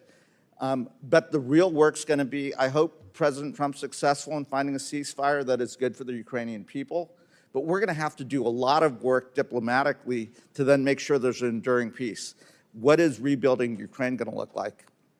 When Joe Wilson talks about the butcher Assad, the Syrian people have a real opportunity here, but it is going to take diplomats. It is going to take Democrats, Republicans, a strong diplomatic development corps to give them the best chance at success and peace. So again, I'm not going to ask you questions. Thank you for your service. Thank you for all those foreign service officers. But there's a real opportunity in this disruption. It's not how I would do it, but if we work together as Democrats and Republicans, meet at the 40-yard line, we're going to like some things, we're not going to like some things, but we do this together in this committee, I think we can have a lasting State Department. Thank you, Representative Barrett. And I'll just comment on your comments as well to say this State Department reauthorization, from building this process in the committee from the ground up, has been about really looking at where this process has been done at this pedantic drumbeat, looking at armed services and saying, how do they get that accomplished every single, Congress? How do they get that done? And make it an expectations that there's not appropriations for armed services without the authorization of armed services going on. Certainly if they can do it with a budget 10 times the size of what our budget is, then we should certainly have the ability to do that with the scope of that for what we have to deal with in terms of programming there. Every member, Republican, Democrat, will have that opportunity to submit their ideas, to a portal for this, to say, this is what I want in a reauthorization. This is what I want to prioritize and deprioritize. And so 100% member-driven process, and the process to build out doing this, what is our focus in doing this, has been to literally hire on staff from armed services because they have that muscle memory of doing that NDAA year after year after year, that we want to say, hey, we need to create that muscle memory of doing that here on foreign affairs year after year after year, Congress after Congress. So your point has reflected on now and has been reflected on in the past. So I thank you for your comments. Representative Kim, you are recognized. Thank you, Chairman Mast, and I also want to thank Ranking Member Mix for holding today's hearing, and thank you to our witnesses for joining us today. As it's been stated, in 20 years, we have opportunity to, work on reauthorizing the State Department. So as my colleague and Ranking Member on the subcommittee that we both serve on, I agree with him that we need to work together and find a bipartisan reforms that will continue to strengthen our U.S. leadership on the world stage, and also make sure that U.S. is remaining the partner of choice, in the world stage with our allies and partners who depend on our leadership. The State Department over time has struggled to find its purpose, and its most important authorities and functions have been absorbed by other agencies. This is especially true when it comes to the economic statecraft.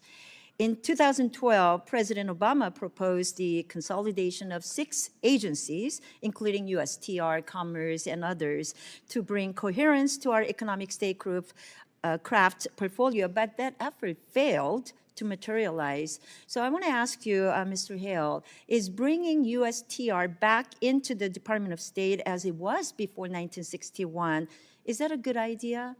Why or why not?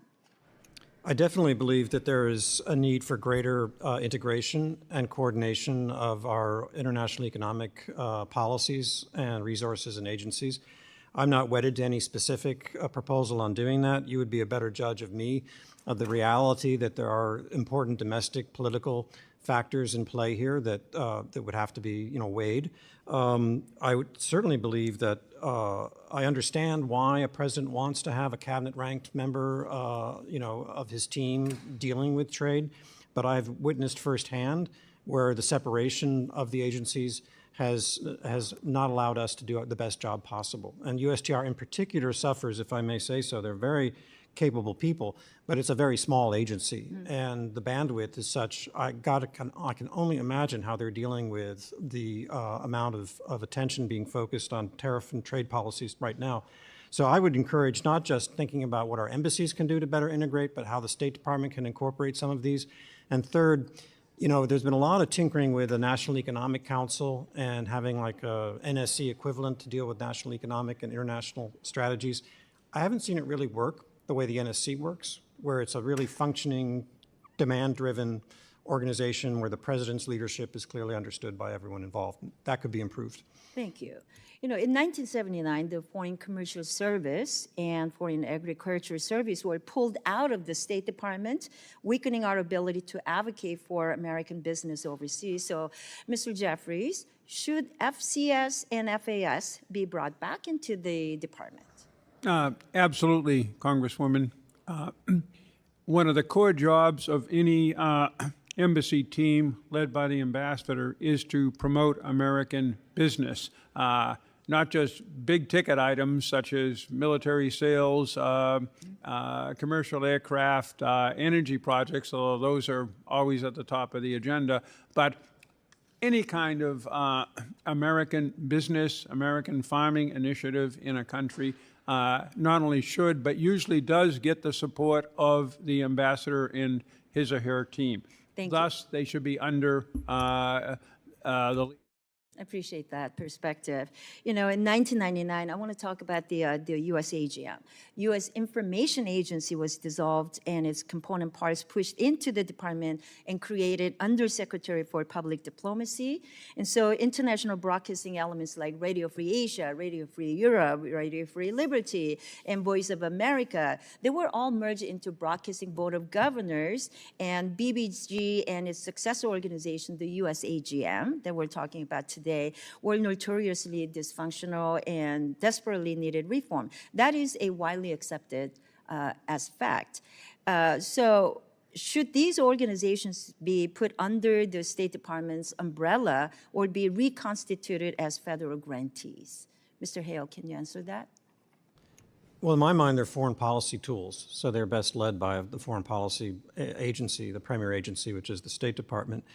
I would also, though, question, in my background in the Middle East, the big question was the introduction after 9/11 of the Middle East broadcasting enterprise. And I thought it was built on a false premise in that Radio Free Europe, Voice of America was fundamental during the Cold War in filling a vacuum because the Soviet Union wasn't allowing any other news sources to come in. We were able to do that. That's not the problem in the Middle East. There are news sources there. We can get an American official or American voices on any platform we want. It's a question of content. So I wouldn't be spending money on building platforms to try to compete with Al Arabiya or Al Jazeera. I would be thinking about how we can use our talent to make our case on those and other platforms. So talking about content, very briefly, Chairman, if USAGM is not replaced with some new organization, are we ceding the information space to our adversaries because content-wise, we're not winning the information war? Oh, yeah, definitely. And I experienced this as undersecretary and talking all around the world with our ambassadors about what they needed. And we had plenty of PD resources in the Middle East and South Asia. We didn't in Europe. And China was eating our lunch, so to speak. And so, yes, but content, not necessarily replicating platforms. Mm-hmm. Thank you. Thank you, Representative Kim. Representative Olszewski. Thank you very much, Mr. Chairman. I want to thank you, Chairman Mast, and the Ranking Member Meeks for convening this hearing. Thank you to all of our witnesses. I appreciate my colleagues' flexibility, this committee's flexibility as I bounce between here and a markup today. I also want to just say I really much look forward to engaging with Secretary Rubio. Mr. Chairman, thank you for your help in facilitating that in the weeks ahead. As I've said many times before, this administration has the right, maybe even the obligation, to explore reforms and to ensure policies that align with its foreign policy goals. However, I do question some of the administration's recent actions in advancement of these objectives. I want to thank my friend and colleague, Representative Kim, for leading an amazing bipartisan trip to the East Pacific recently, where I had the opportunity to see firsthand how many of our allies are losing confidence in America's commitment as this administration guts critical foreign aid funding and diplomatic programs. Our partners are confused and they are concerned about why the U.S. is voluntarily ceding influence to the region, to China. Why can't we be stronger? We are being asked often, and we know that we can't be stronger if we're isolated. I will continue to beat the drum with my colleagues on the importance of showing up and standing with our allies. What also concerns me is a lack of clarity from the State Department on how it plans to administer development assistance. We know that humanitarian programs are critical to strengthening stability in developing countries, but as the first Trump administration's own Journey to Self-Reliance framework recognized, lasting stability requires also addressing root causes, including weak governance, infrastructure gaps, and economic exclusion. Discarding the very long-term development tools needed to prevent recurring crises and creating durable markets for U.S. goods is short-sighted, in my opinion. It fails to provide countries with the support they need to transition off of U.S. assistance, a goal I think we all share. That being said, without development programs, partner countries will be unable to take on the kinds of projects that the DFC aims to finance alongside the U.S. private sector. Countries cannot simply transition from receiving humanitarian assistance to absorbing large-scale private sector investments. There must be a middle phase that builds capacity, provides technical assistance, and grows economies. I'll start with you, Undersecretary Zeya. Can you talk a little bit about why development assistance is such an integral part of U.S. foreign assistance, and how can we use state authorization to protect programs that drive long-term sustainable growth around the world? Thank you, Congressman. I absolutely agree with you that we cannot neglect that middle phase and make the choice of just security and humanitarian assistance. What is development assistance? It is addressing the root causes of instability, which can threaten our own national security and prosperity. It is supporting health systems that have put us on the cusp of eliminating HIV/AIDS as a global scourge, and all of those gains are at risk of loss given some of the chaotic cuts that have been executed. But it's also about accountable governance, responsive governance. If you look at the migration challenge in this hemisphere, the toxic governance in Venezuela and Nicaragua and Cuba has resulted in unprecedented out-migration. We simply cannot afford to not care about the human rights situations in our own hemisphere and elsewhere. And look at who is cheering the removal of USAID from the field. Our biggest adversaries, Tehran, Beijing, Moscow. That should tell you something about the impact of these efforts, and that this is not something to simply discard entirely because of objections to a handful of particular programs. Thank you for that. And with my remaining time, a question for everyone about the human impacts of this reorganization. Reports are suggesting a 15% reduction in U.S.-based State Department personnel and the near total elimination of USAID. In about 20,000 jobs total, we're talking about real Americans, real impact, real work. This question, again, is for everyone. Does the State Department have the expertise and staff to take on these USAID foreign assistance functions, programming, implementation, and oversight? In what areas would the State Department need to staff up in order to handle that transition appropriately? And without adequate staff, will that impact the accountability in light of that first question? I mean, the quick answer is no across the board. And whether it's disaster response, where I think we saw a disastrous outcome with respect to the earthquake in Burma, where, our team on the ground was fired and leaving a vacuum for the PRC and others to come in. With respect to famine response, I mean, it's very important to recognize the decades of technical expertise and operational leadership, which is very different from a lot of the assistance managed out of Washington that teams in the PRM Bureau and PEPFAR have done a phenomenal job. But it doesn't add up to terminate the people with that expertise with no hope or no clear path to be reintegrated into a new entity. To my mind, the concept of integrating AID into the State Department, which, as was mentioned, goes all the way back, frankly. I was working for Madeleine Albright when she tried to do that in the mid-1990s. Isn't so much that you're going to find people who are current Foreign Service officers at the State Department who are suddenly going to be able to do U.S. aid workers' work. By the way, much of which is done by contractors, not by direct hire. It's that you need to do perhaps a better job than we've done to make sure that our foreign policies and aid policies are actually fully integrated, which overseas works reasonably well. In Washington, it doesn't work well at all. And you can cast blame to lots of different directions. I wouldn't blame people. I don't believe in demonizing anyone. I worked well with my aid colleagues and have tremendous respect for them. But that, to me, is what aid should be about. To answer your question, of course, as that happens, is an office director for a certain geographical part of the world going to automatically be able to be a manager for the aid programs as well? Of course not.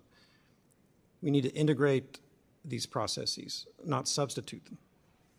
Thank you very much. I yield, Mr. Chair. Representative Baird. Thank you, Mr. Chairman, and thank our witnesses for being here today. Agriculture is important to me and it's important to our country. And we make a contribution from agriculture to U.S. aid around the world, and had the opportunity to go to Florida or to Africa a couple of times. So I'm just setting the stage for my question here in a minute. Sometimes those commodities end up being in the hands of adversaries, used as, it's fungible, it's used as money instead of really ended up. So my point is this statistic from USAID is only 12.7% of that funding actually ends up in the hands of the people we intended it for. And so that's the question. So now when you look at international organizations, the State Department contributes more than $8 billion annually to international organizations. And if we cannot audit that or make sure that it's going to the appropriate recipients, then I'm concerned about it. So my question comes down to, going forward, what do you think, with all of your experience, the actions should be from Congress in order to allow the government to have oversight mechanisms that are appropriate to assess the relevant information to ensure compliance from these different NGOs? So I want to know what we can do to make sure that those commodities or whatever we're providing through USAID is really getting to the people who need it. Because I understand the concern about PRC, but I'm not sure that we're being effective as we should be with our USAID.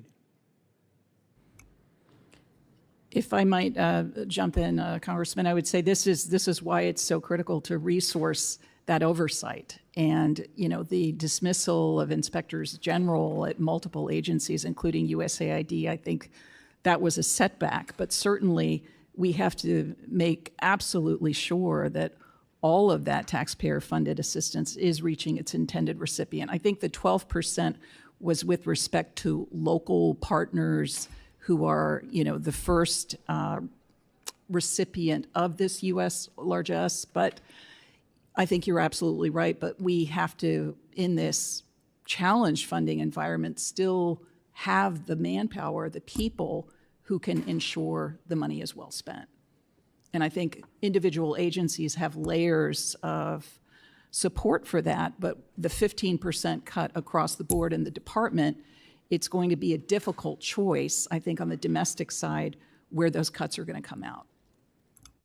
I would just say that in my experience, most recently with Syria, the USAID watched closely on diversion and who it was going to, and that's to be applauded. That is absolutely necessary. And whatever the organization is, it is important that those functions, under whatever hat, and the people who know how to do that continue to carry out those functions.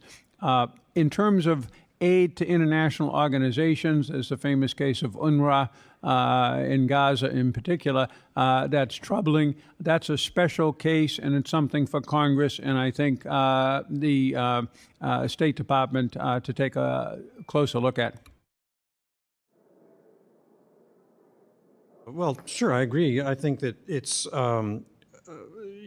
beholden on all of us to make sure that there's accountability and that the money's not wasted, goes to the recipients. I think there's also a deeper question, which is, can we do a better job in measuring actually the impact that we're having? I mean, we have all of these sometimes grandiose objectives about our foreign assistance, which no one's going to disagree with. But is the way we're doing aid actually achieving those goals? And what is the process of measuring that? Who's measuring it? And what, in my experience in government, is that we end up measuring the things we can measure because that's easier. So you measure how many young women in southern Lebanon have been trained in English, when that is supposed to be a means to an objective of transforming a society to make sure that there's 100%, not 50% of the population is employable, and that they have access to things that make them more moderately inclined and more economically competitive. We don't measure that. We measure how many girls are going through an English program, which I'm all in favor of. The point is, we lose perspective because we lose sight of the objective that we have. And I can remember, I won't name the country because it'll be embarrassing. In one of my countries, I had an aid director come to me and she said, it's 50 years of a U.S. aid program in this country. We want to have a celebration. Next year, we're going to celebrate. And I said, no, we're not. I love the aid program. We're doing good stuff there. The country needs it. But we're not going to celebrate the fact that we have a forever aid program somewhere. And that's because we're not measuring the outcomes or the results in any meaningful way. So in the authorization process, you can help us do that. Wonderful. I thank you. My time is run out, and so I yield back. Thank you, Representative Baird. Representative Alma.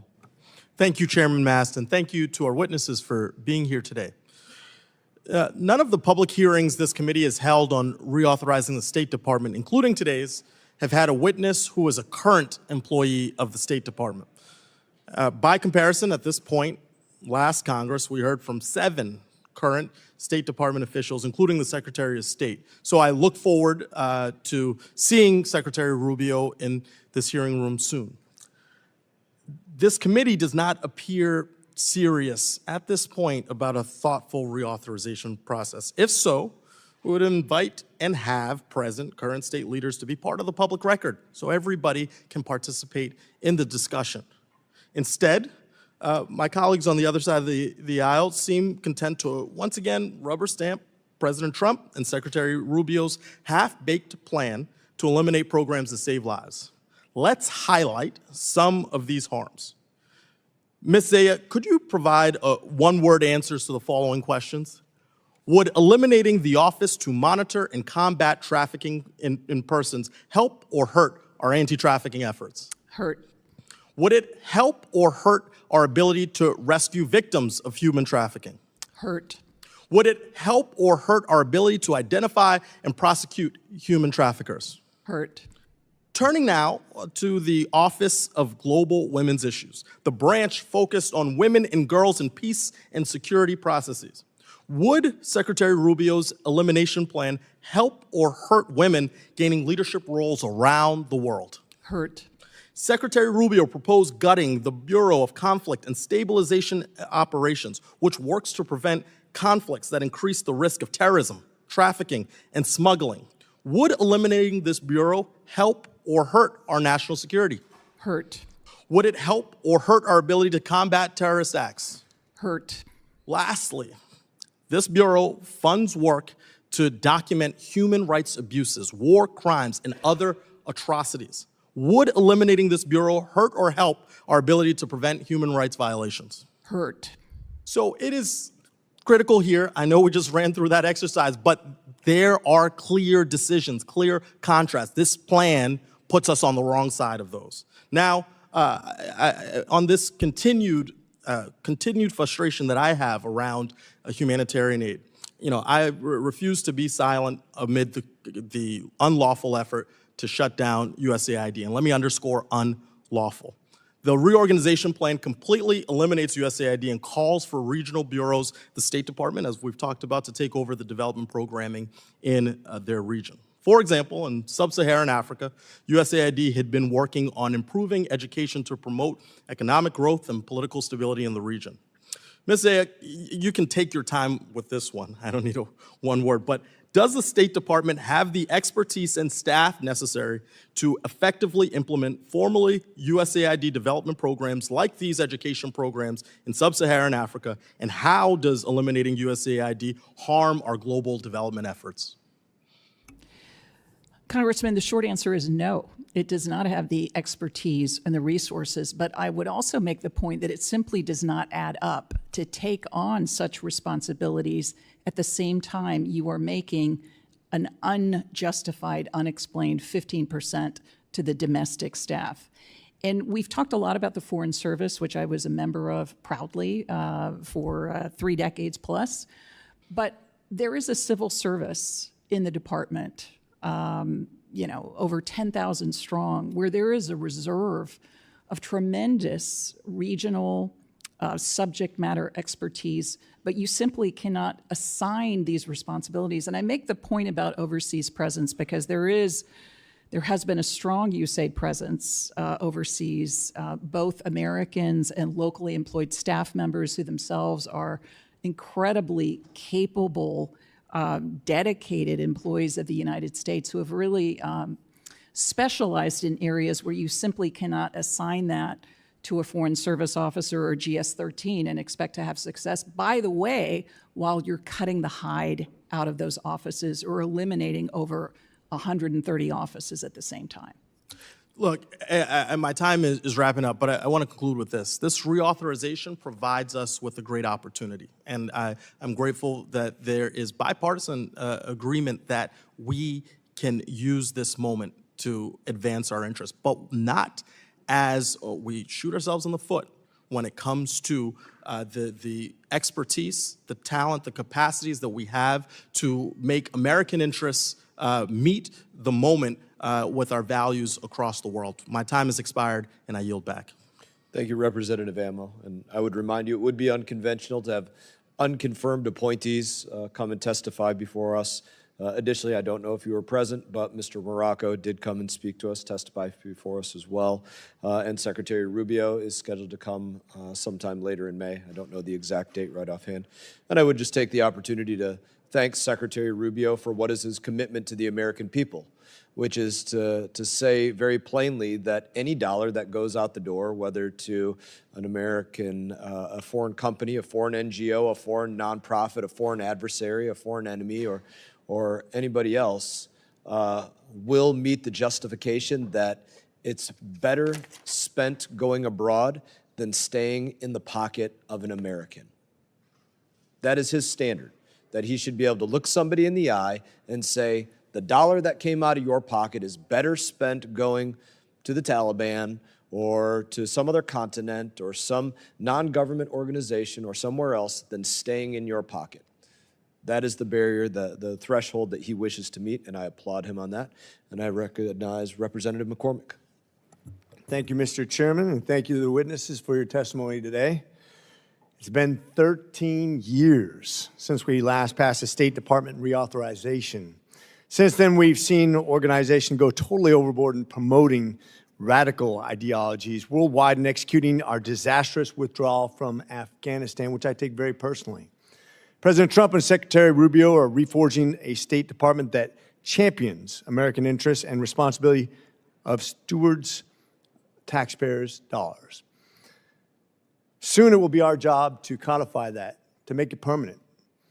I think when we talk about responsibilities and shifting responsibilities inside of our departments, Mr. Jeffrey, I wanted to ask you, there have been discussions about making the Department of Homeland Security responsible for overseas visa operations instead of the state. This is a critical matter, especially in my constituency, which is about 14% Indian diaspora, about 40% minorities, many who have family who come in and out of the United States. I just want to make sure that when we ensure the Department of Homeland Security takes over, that they are prepared to do so without any problems in the transition. Do you think that's possible? I can't get into the details of who they would have. As a basic principle, however, they own the policies. They work with Congress to develop our overall immigration policy. The Immigration and Naturalization Act is under their purview, and thus I think they should have people in the field who are doing that, just like other agencies have people in the field. A critical rationale for that, Congressman, is that this usually doesn't involve high-level country-to-country discussions, because every country treats who comes in and out of its country as its own business. And, for example, you may be issuing visas in Ecuador. The Ecuadorian government isn't going to be calling you all of the time to protest what you're doing or not doing. So you don't have the same level of diplomatic involvement. That is usually the litmus test for me of whether the State Department and an embassy should manage that through the State Department officers there, or whether we should have other people out there. So in other words, we'll be able to execute this without losing any abilities or time, but just make it a little bit safer for the American people? And the devil is always in the details on any administrative change. They always bring with them turmoil in the short run. In the long run, the question is it a more rational way of applying our resources and our focus? That's a function that isn't central to protecting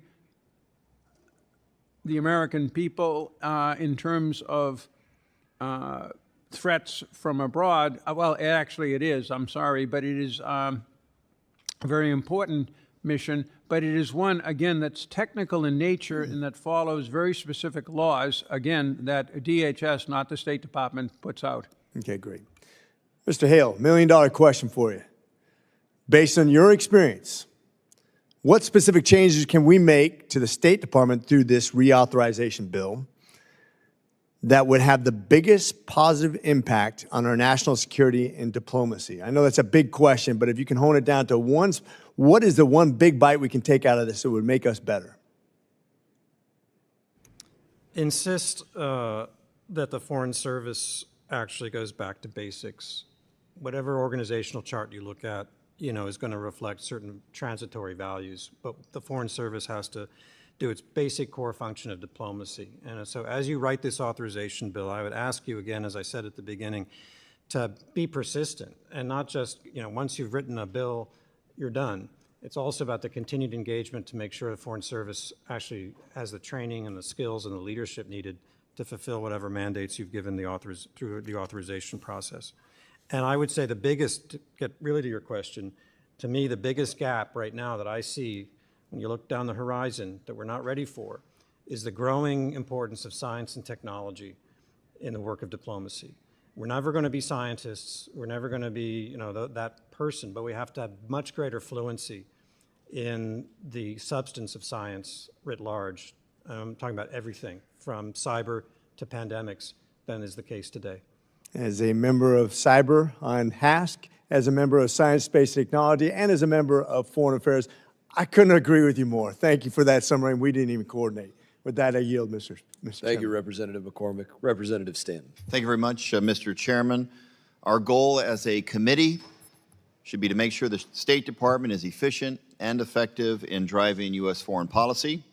And I'd hope to have a frank, serious, and informed conversation here today about where we should be doubling down on our strategic investments and where we could do away with bureaucratic bloat. But then last week, Secretary Rubio unilaterally announced a drastic reorganization of the State Department without any input from the United States Congress. It's part of a troubling pattern of this administration sidelining or completely going around the co-equal legislative branch and the people we represent. While there's no question that American foreign policy has made serious mistakes over the decades, in nearly every case, those failures were made worse because administrations hid the truth from Congress, or they rushed decisions before the American people could weigh in. For all the Trump administration's talk about avoiding the foreign policy failures of the past, it's charging full speed into that same pattern. On the anniversary of the fall of Saigon, we should be learning from some of America's most painful foreign policy disasters, not repeating conditions that caused them.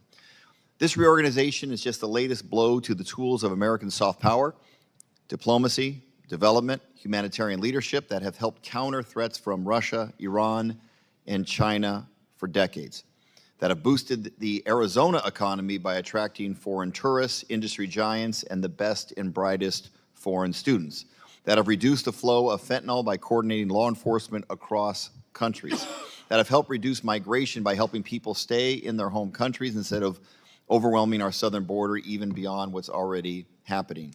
No global challenge lends itself to quick or easy solutions, but each of them demand principled, consistent American leadership. Right now, the most dangerous lie we can indulge is that if we disentangle ourselves from the global economy and our humanitarian commitments and withdraw from our strategic alliances, that will somehow return America to greatness. It won't. America's interests are global, Arizona's interests are global, and our security and prosperity depend on the strength of our alliances. Ms. Zeya, why is engagement with Congress important, not just from a constitutional perspective, but from a practical one? Well, I think as one of my panelists mentioned earlier, it keeps the work of the State Department grounded with the will of the American people, but it also, that consultative process, what Secretary Blinken often called, being present at the takeoff, not just the landing with respect to policies, I think it produces better outcomes. And when you look at, U.S. humanitarian and human rights policy and the through line, the continuity, it's built upon one bipartisan initiative after the other, whether it's the U.S. Refugee Act of 1980 or the Global Magnitsky Act of 2016. And we've talked about the Trafficking Victims Protection Act, the International Religious Freedom Act. I seriously doubt that the Department of State, which I served proudly for most of my adult life, would have come up with those initiatives on its own without the leadership and the direction from the U.S. Congress. Follow-up question, do cuts of the kind proposed by Secretary Rubio signal an understanding of what is required to effectively compete with China, Russia, Iran, and other adversaries? I don't see that strategy in what has been presented so far. And, I'll give you a small example. In addition to being an undersecretary, I was the U.S. Special Coordinator for Tibetan issues.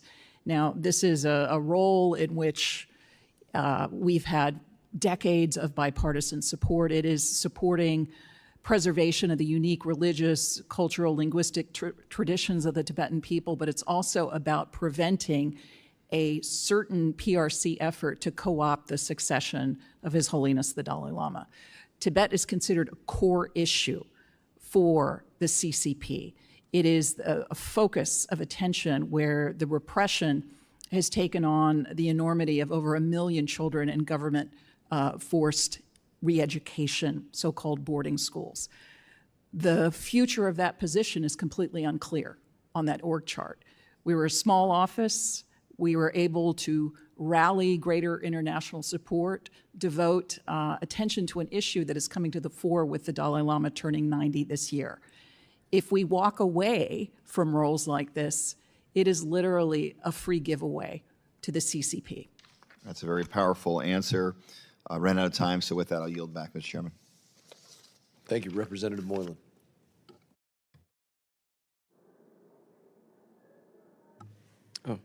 Thank you, Mr. Chairman, and for holding this hearing today and for your efforts to reauthorize the State Department.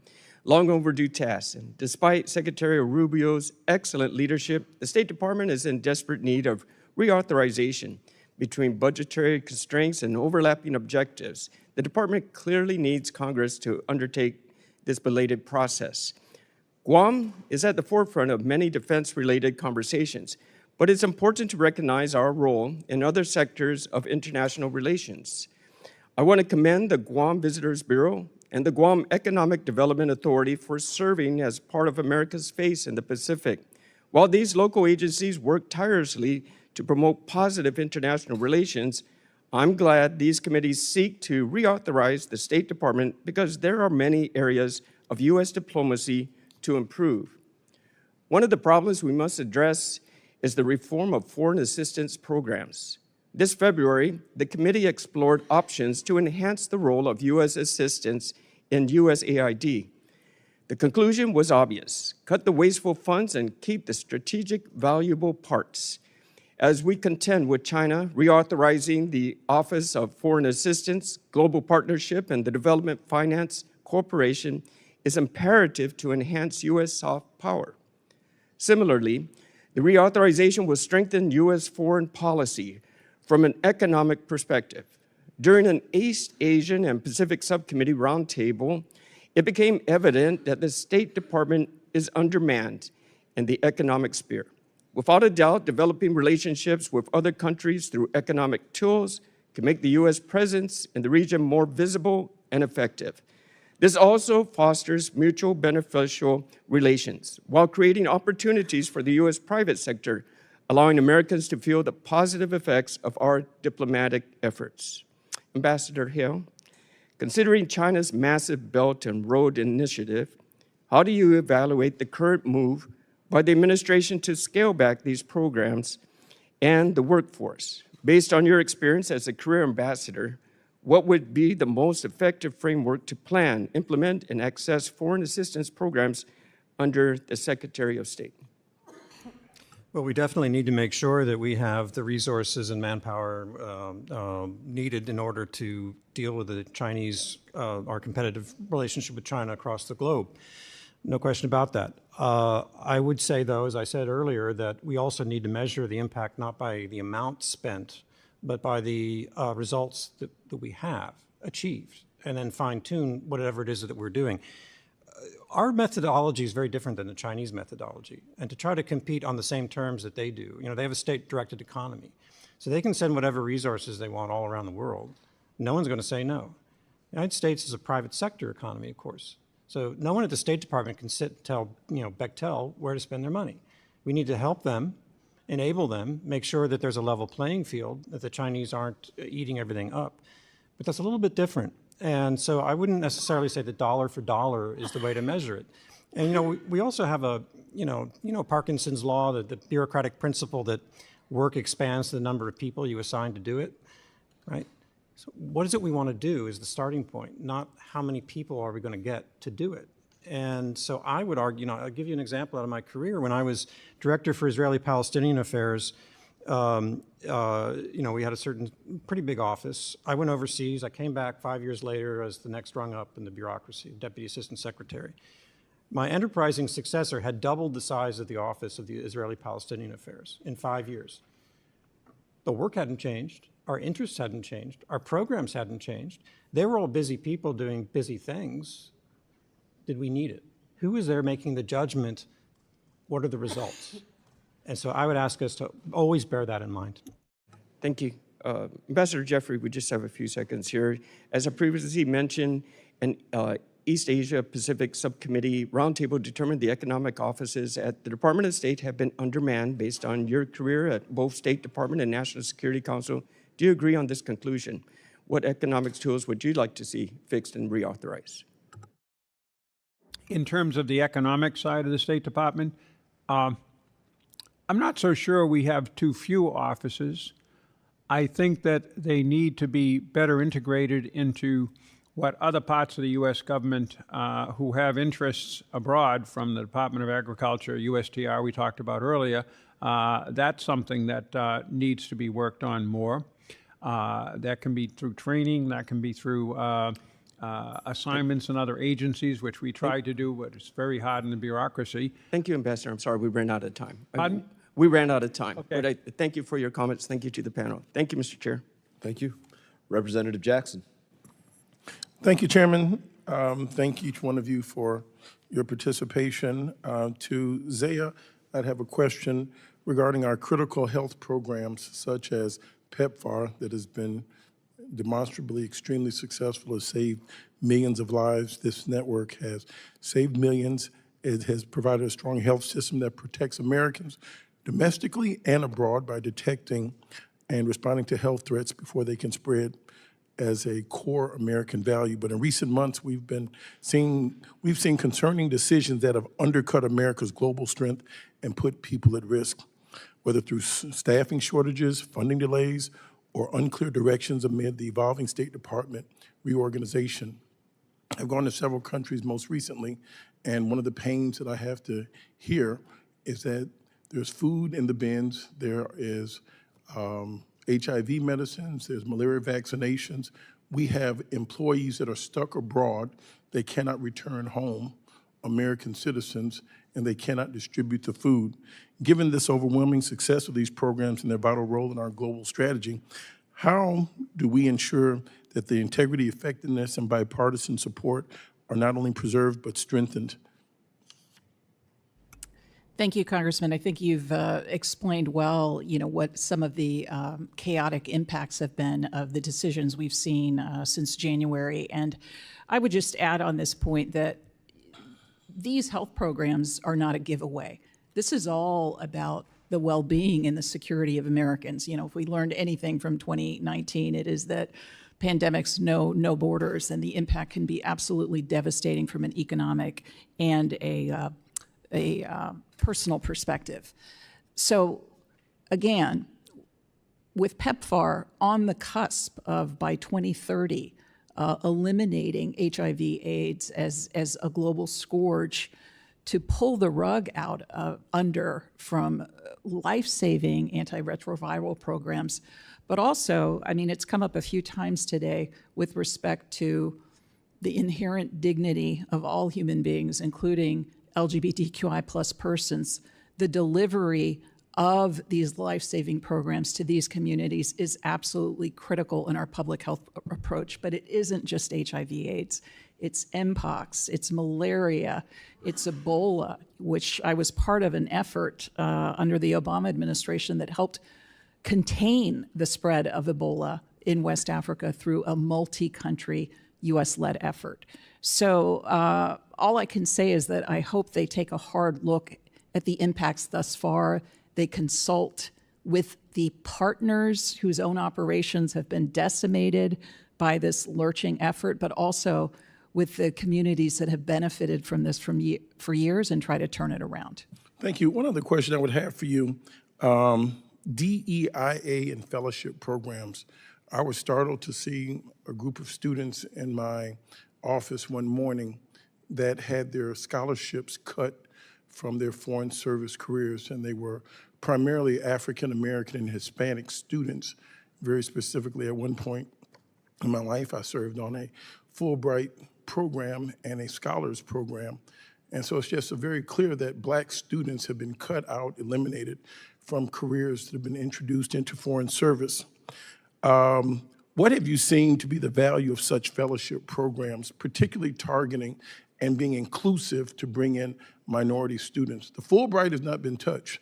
That primarily has a lot of Caucasian students. But the Payne and the Rangel scholarships that have been outstanding African American members, those scholarships have been targeted and cut. Can you please elaborate? Is this consistent with our values?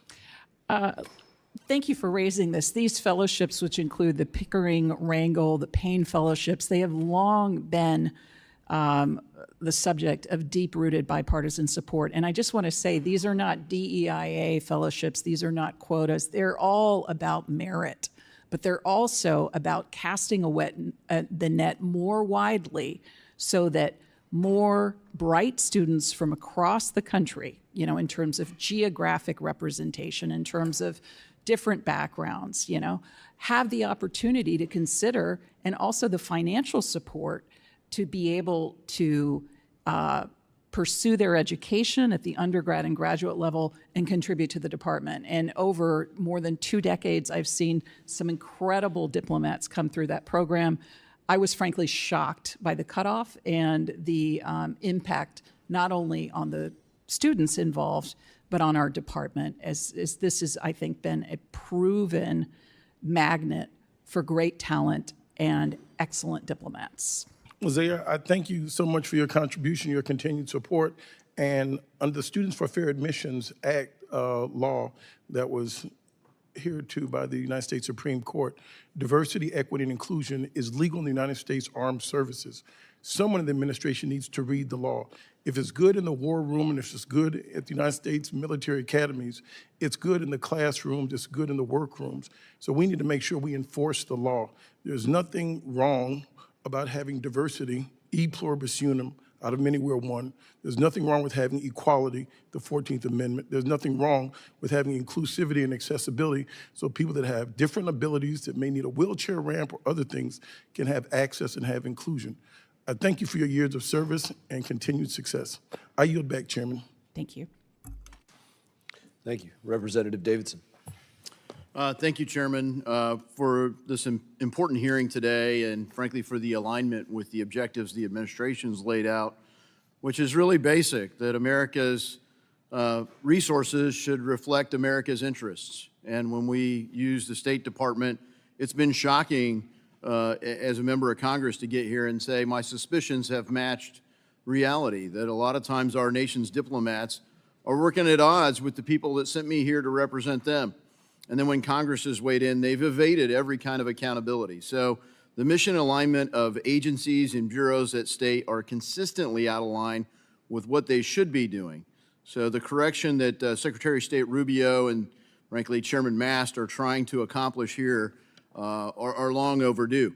We authorize our Defense Department year in and year out via the NDAA. The idea that it's not possible for the State Department to be authorized ever, if not consistently, is absurd.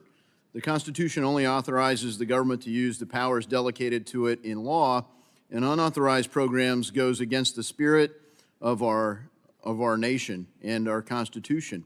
So I look forward to the State Department authorization process because the mission of the department is too important to be left to career, unelected, unaccountable bureaucrats that simply ride out administration after administration and pursue their own agenda. Mr. Hale, in recent weeks, we've seen proposals circulating from the Rubio State Department outlining a total overhaul of the organizational chart that outlines missions and authorizes our Foreign Service Corps. One move that I applaud and I'm looking to codify in upcoming legislation is to move the Bureau of International Narcotics and Law Enforcement from the Democracy and Human Rights branch to the International Security branch of the State Department. It makes so much sense to me, and every year thousands of Americans, often tens of thousands of Americans every single year lose their lives to the fentanyl crisis. Foreign gang activity, transnational criminal organizations are killing American citizens, and countering this is part of the goal of INL.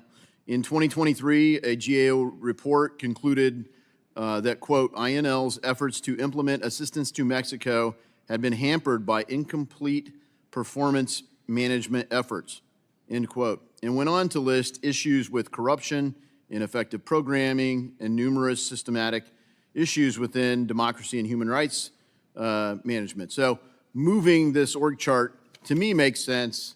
What say you? No, I agree. I think it's a very successful bureau by and large. I think it's a very valuable way to be functioning and to put our investments into that activity. And in my experience, at least in the countries I served in, the partners of INL are primarily in the security arena. So I think it's a much more natural fit. Thank you for that. Mr. Jeffrey, in a 2025 press release, the State Department admitted to breaking the law by funding abortions in Mozambique with federal tax dollars. This violates the Helms Amendment. Despite openly breaking the law, there have been no serious consequences. The nonprofit or non-government organization funded by government dollars It gave back a minimal sum of money, and nobody was ever held to account. At least 21 unborn babies were killed with the complicity of our United States State Department and our tax dollars.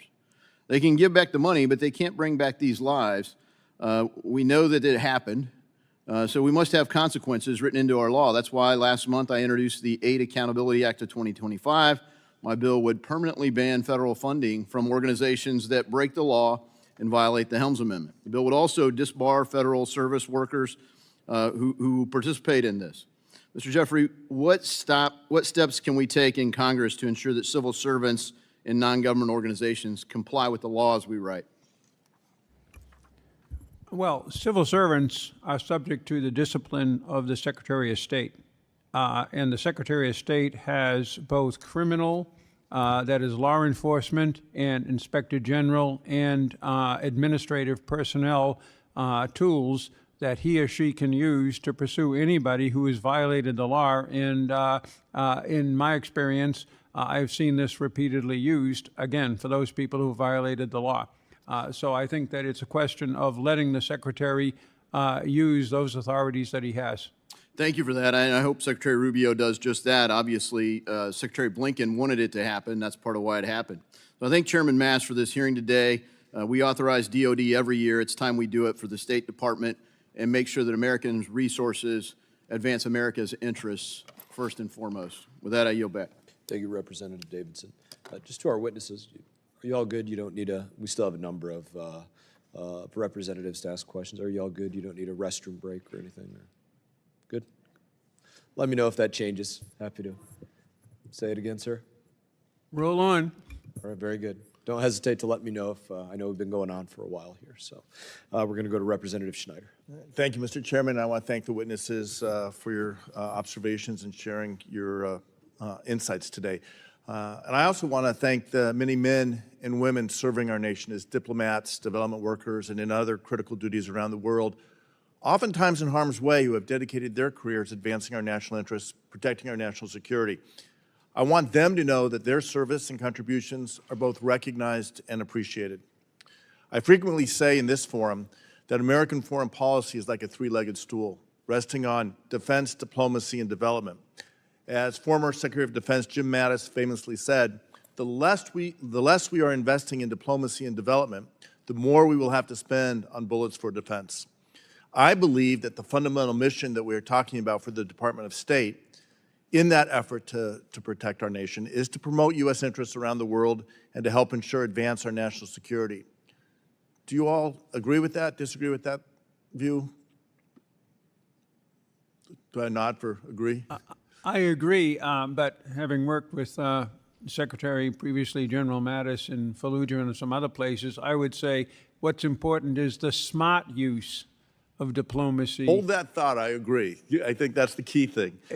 Not the volume or the amount, Yes. but whether it's smart and it plugs into everything else. Thank you, Ambassador. And I'll say, and maybe I'm going out on a limb here, but I would argue there's broad agreement on this committee, both Democrats and Republicans, that the State Department needs smart reform, and that many of the changes we're talking about are long past due. But reform has to support our national interests and protect our national security. Reform done the wrong way or for the wrong reasons, done impulsively or haphazardly or out of spite and personal vendetta, is more likely to put our interests at risk and diminish our national security posture. So my question for the whole panel, does anyone think that what is currently happening at State, including mass firings of career professionals with years of experience and expertise, and ending the vast majority of programs formerly under USAID, is strengthening U.S. global leadership or making the United States safer? Ambassador? I think I'm not ready at this point to judge something that was already begun, but we haven't seen the end point. We don't know where Secretary Rubio will wind up on reductions of people, of money. He's going to come before this committee. I think you'll have an opportunity to press him on that question. But again, there's nothing wrong with cutting things. The Clinton administration eliminated almost half a million. I agree. It's the smart. I'm not focused on the smart. Right, Ambassador so Hale. I'm going to fall back on my, it's got to be smart excuse to And thoughtful and evade the strategic. question. Ambassador Hale. I strongly support reform and cutting. I think there's a lot that can be pruned back. I agree, obviously. I don't know who would disagree in this context anyway about it being done in an intelligent way and thoughtful way. I also share, though, there's a level of frustration, because we've all seen this over many decades, that when new teams come into a White House and want to change and reduce government, they get beaten back. They get swallowed by crises and bureaucratic resistance. So I don't share, I wouldn't go about it the way it's being done, but I understand a little bit the impulse to be dramatic. But I think that's why it's so important for this committee, with our authority under Article 1, to take the initiative. Ambassador? I agree. I do not see how what's happened so far is advancing our national interests. And I think how and what you cut is critical. Right. So in my last minute, let me ask some rapid fire questions. But would countries like China, Russia, Iran, and North Korea see the elimination or downgrade of the Bureau of Democracy, Human Rights, and Labor as a smart move to the advantage of the United States, or as a move benefiting their own national agendas? And just a yes or no answer. Absolutely the latter. Well, I don't see it being downgraded. Okay.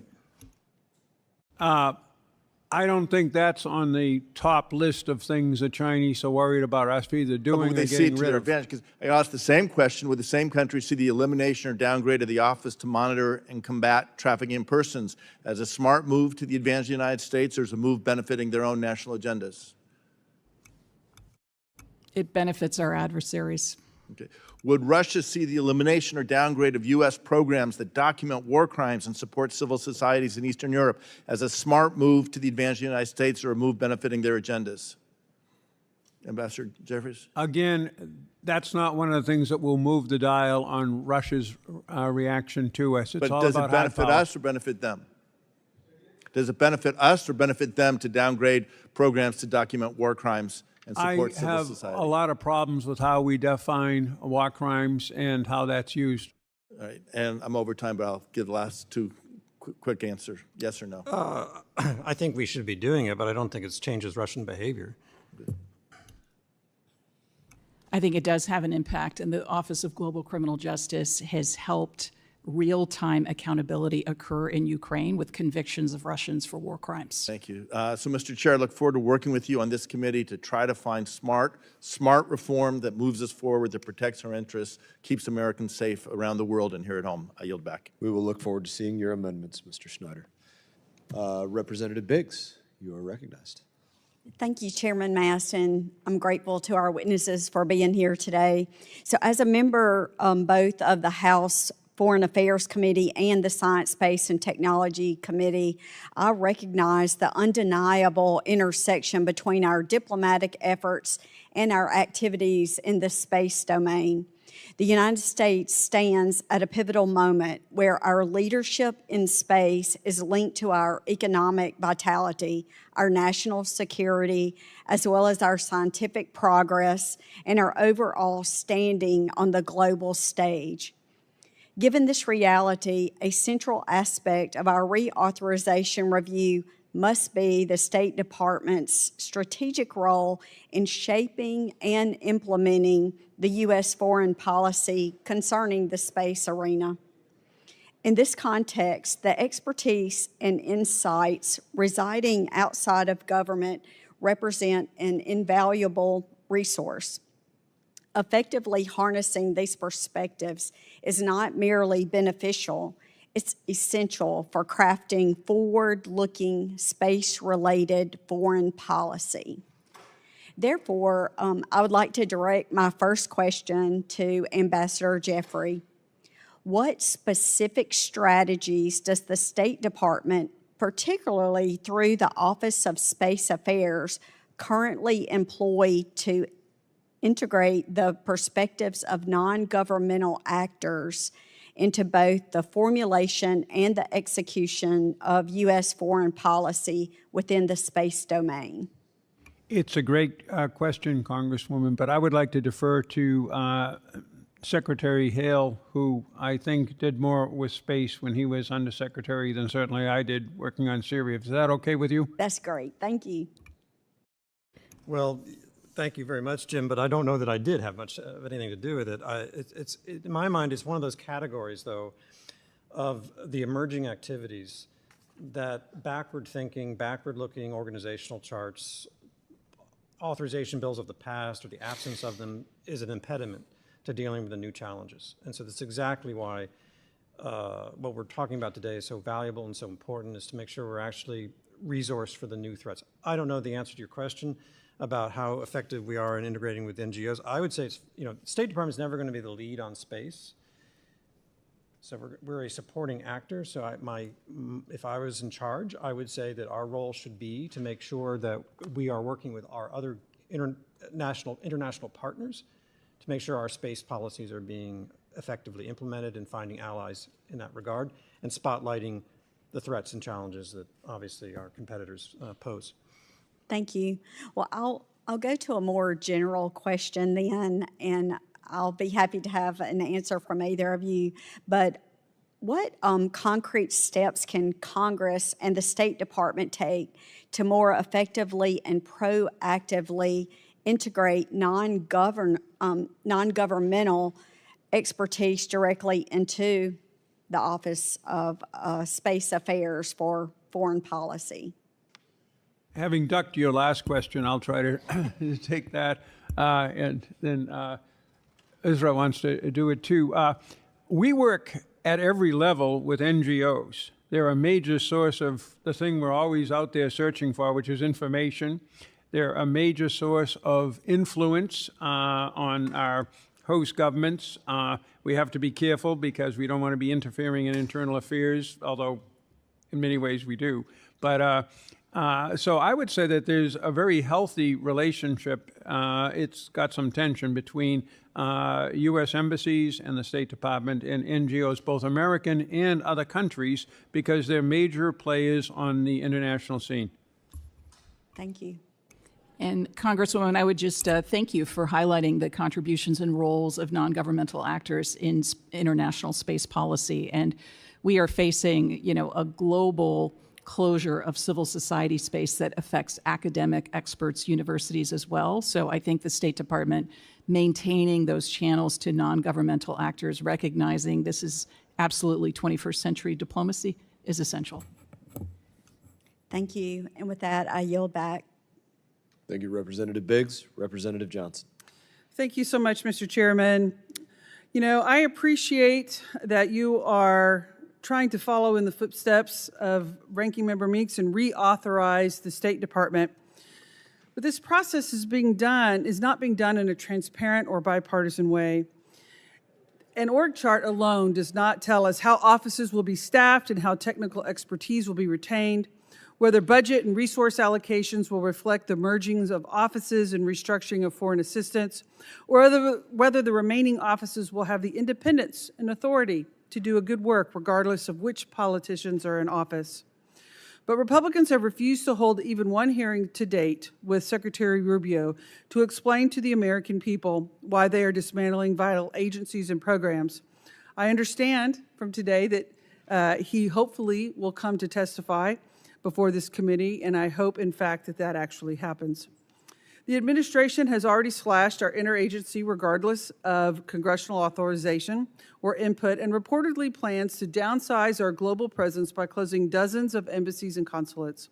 This reorganization would have a dramatic U.S. national security implications, constitutes an unjustified seismic shift in the U.S. foreign policy enterprise, and includes many proposed measures that would be illegal and without congressional action. Let me be clear, what is being proposed by Republicans in this administration would make us less safe and risk American lives. The State Department, USAID, and its diplomatic corps have been the backbone of American foreign policy, advancing U.S. interests, strengthening alliances, and responding to global crisis. Democrats have never shied away from conversations about improving the existing system. but slashing their workforces, closing embassies, consulates, and missions, and dismantling key bureaus is reckless and cripples our inability to conduct diplomacy, counter China and Russia, and maintain our way of life. The administration must engage with Congress, including testifying before us to explain and defend these plans to restructure the country's premier diplomatic agencies. Otherwise, this is not a serious or thoughtful process, and Democrats will not rubber stamp half-baked, dangerous challenges. You know, I'm very concerned about just the lack of stability. I believe one of you testified in response to another member's question, just the ongoing nature of administration to administration to administration. And I'm very concerned about what that does to the role of U.S. stability in the world is how people view us as a partner. And are we less stable? Are we less reliable? Can they not? Are we subject to such broad changing whims? And it makes us, I think, an unreliable partner. And it's very concerning to me. And also, I think this process of reorganization is appropriate. It's something we should absolutely do in a thoughtful, reasoned manner.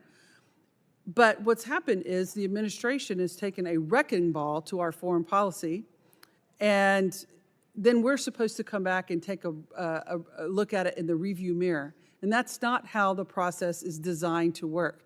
The process should be, we should have people come in and testify regarding various programs and let us determine, have they fulfilled their mission? Did they never achieve the intended purpose? Have they exceeded their authority, or whatever the case may be? And then this committee should be able to go through and decide and give directives. These are the programs that Congress chooses to fund. Rather than that, the administration has just obliterated them all, expecting this committee to rubber stamp it in full. So my question to you is, what would be the practical impact of a nearly 50% cut to the department's budget request by the administration on the State Department's programming and personnel? I think we're close on time, so Dr. Zeya? I would just repeat the point I made earlier, Congresswoman. It doesn't add up. And, you know, a 15% domestic staffing cut combined with a 50% operational cut, it's very hard for me to imagine how, you know, this conversation has been about meeting 21st century challenges, streamlining decision-making, yes, absolutely, to be able to be more agile, more impactful for the American people. There's a lot of explaining to do how this could possibly happen with, it isn't even attenuated. That is an unprecedented cut and chop to U.S. diplomatic operations.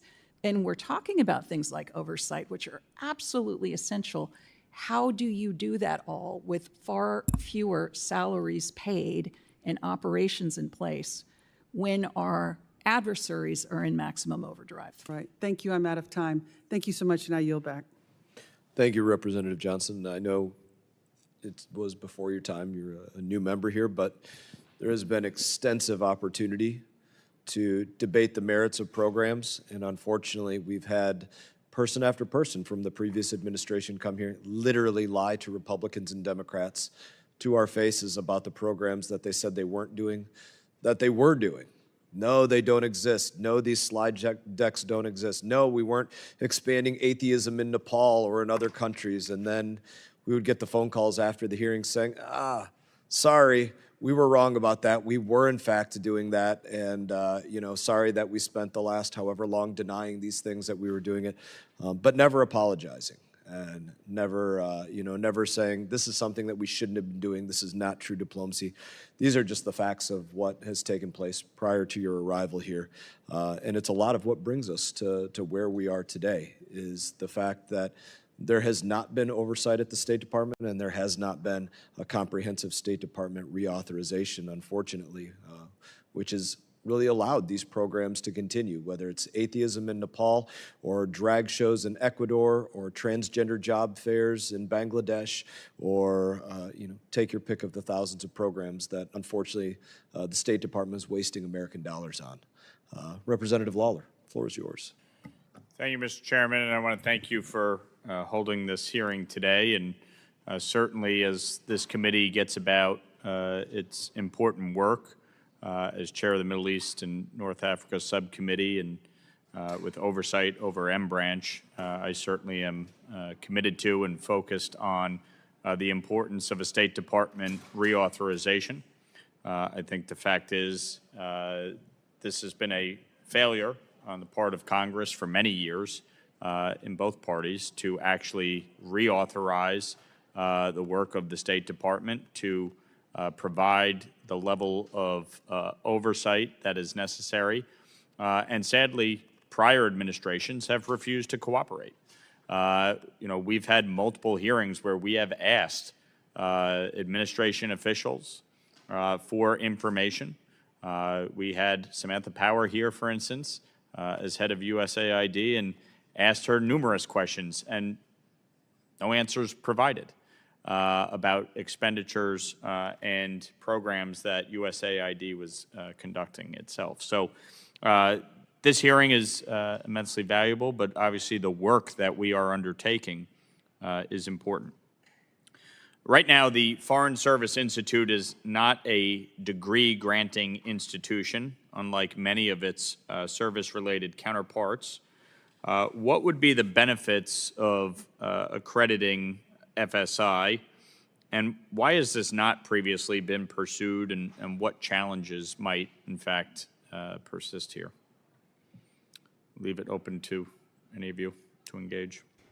I'll start with that. I never thought of that as and of course the military does do that with their programs, but they're very different programs. The Command and General Staff Schools, the War Colleges, these are year-long programs.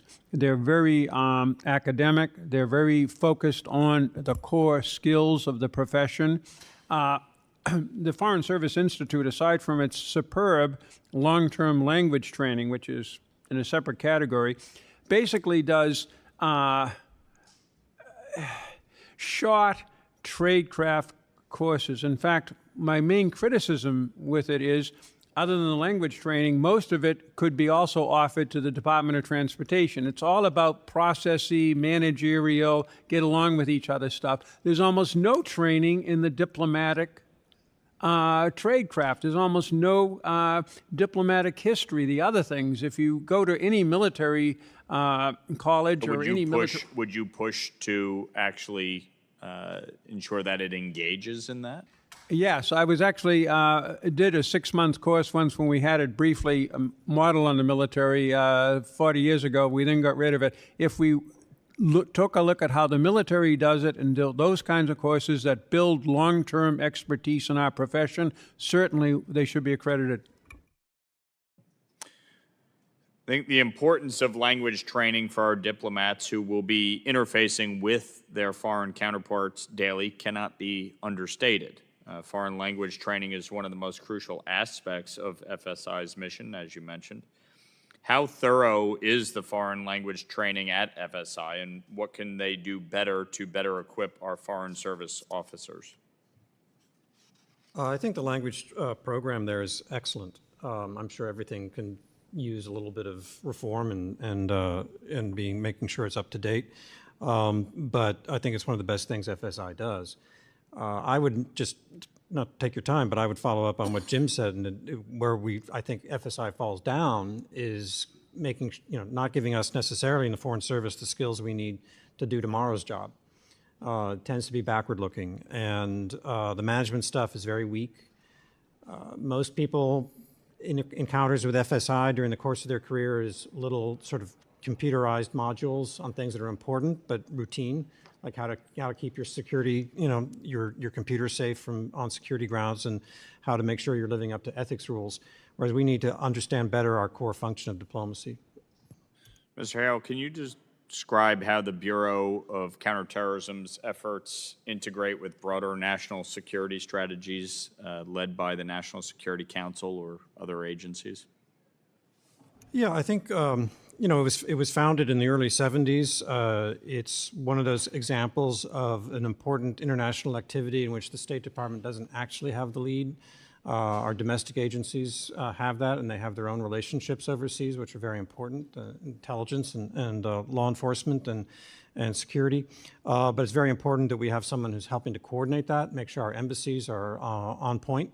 on doing everything possible to defeat terrorism, and that they're at the table in their interagency discussions here in Washington, and I think they're well staffed to do that.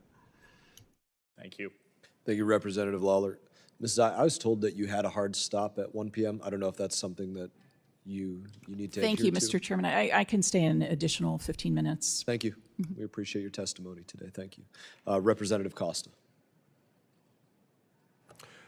Thank you very much, Mr. Chairman. The efforts to make reform and to work together in a bipartisan effort, I think, is laudable, and certainly I would encourage that. The State Department reauthorization, though, that is being contemplated at this time seems to be unilateral, lacking any sort of input or input that I can determine from the Congress. We haven't passed a State Department reauthorization, as my colleagues have already noted in previous comments. When we have had reforms, significantly, they've been in the reauthorization, the National Defense Bill, which we tend to have bipartisan support. And that's included efforts in Cyber Diplomacy Act, which we heard about in Europe, which is more critical now than ever. We noted that in what occurred in the last day or two in Portugal and in Spain and France.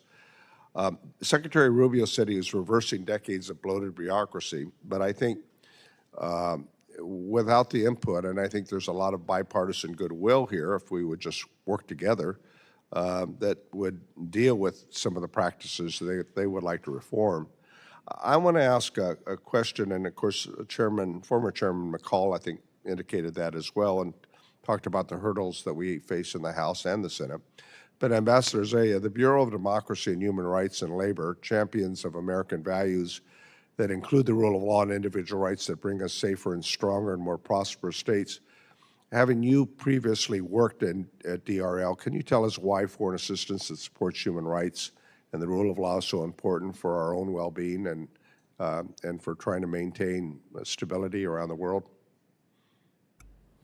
Absolutely. Thank you, Congressman. The rule of law is the basis for order and stability in partner countries. And, I would point out here that DRL has played a very important role in supporting non-governmental organizations, civil society champions, USAID as well. But we've talked a bit about the Bureau of International Narcotics and Law Enforcement. They have also played a very important role on the issue of access to justice, because in many societies, some of the vulnerabilities that violent extremists are able to exploit is the inability of government institutions to deliver justice, to deliver the rule of law. As President Reagan once said, if we're going to be that beacon of light on the shining hill, we need to stand up for human rights, as President Carter has also indicated during his presidency. Ambassador Jeffries, you led the United States in a diplomatic effort and engagement in Syria crisis, was talked about earlier this morning, and defeating ISIS. Why was humanitarian assistance such a key part of your diplomatic engagement, and what risks do we run in conflicted areas where the U.S. fails to deliver life-saving aid, in your view? It was absolutely essential. We continued aid with a secretary waiver because it involved, at the time, Hayatar al-Sham, which is now led by the guy who's the president of Syria, because they were on the terrorist list. But nonetheless, it was so important. There were 3 million internally displaced people right along the Turkish border. If they had been pushed into Turkey and on into Europe, we would have had another crisis like we saw in Europe in 2015. The humanitarian assistance was absolutely essential to keeping them there. It was also essential to stabilizing the front militarily in that campaign. Likewise, the assistance we were providing to our Kurdish-led battle allies in the northeast of the country fighting the Islamic State, but also denying terrain to Assad, Iran, and Russia. So this was extremely useful, and it was very, very effectively carried out by USAID. Well, thank you. You know, the different tools in our diplomatic toolbox I think we can use, whether we refer to it as smart power or soft power.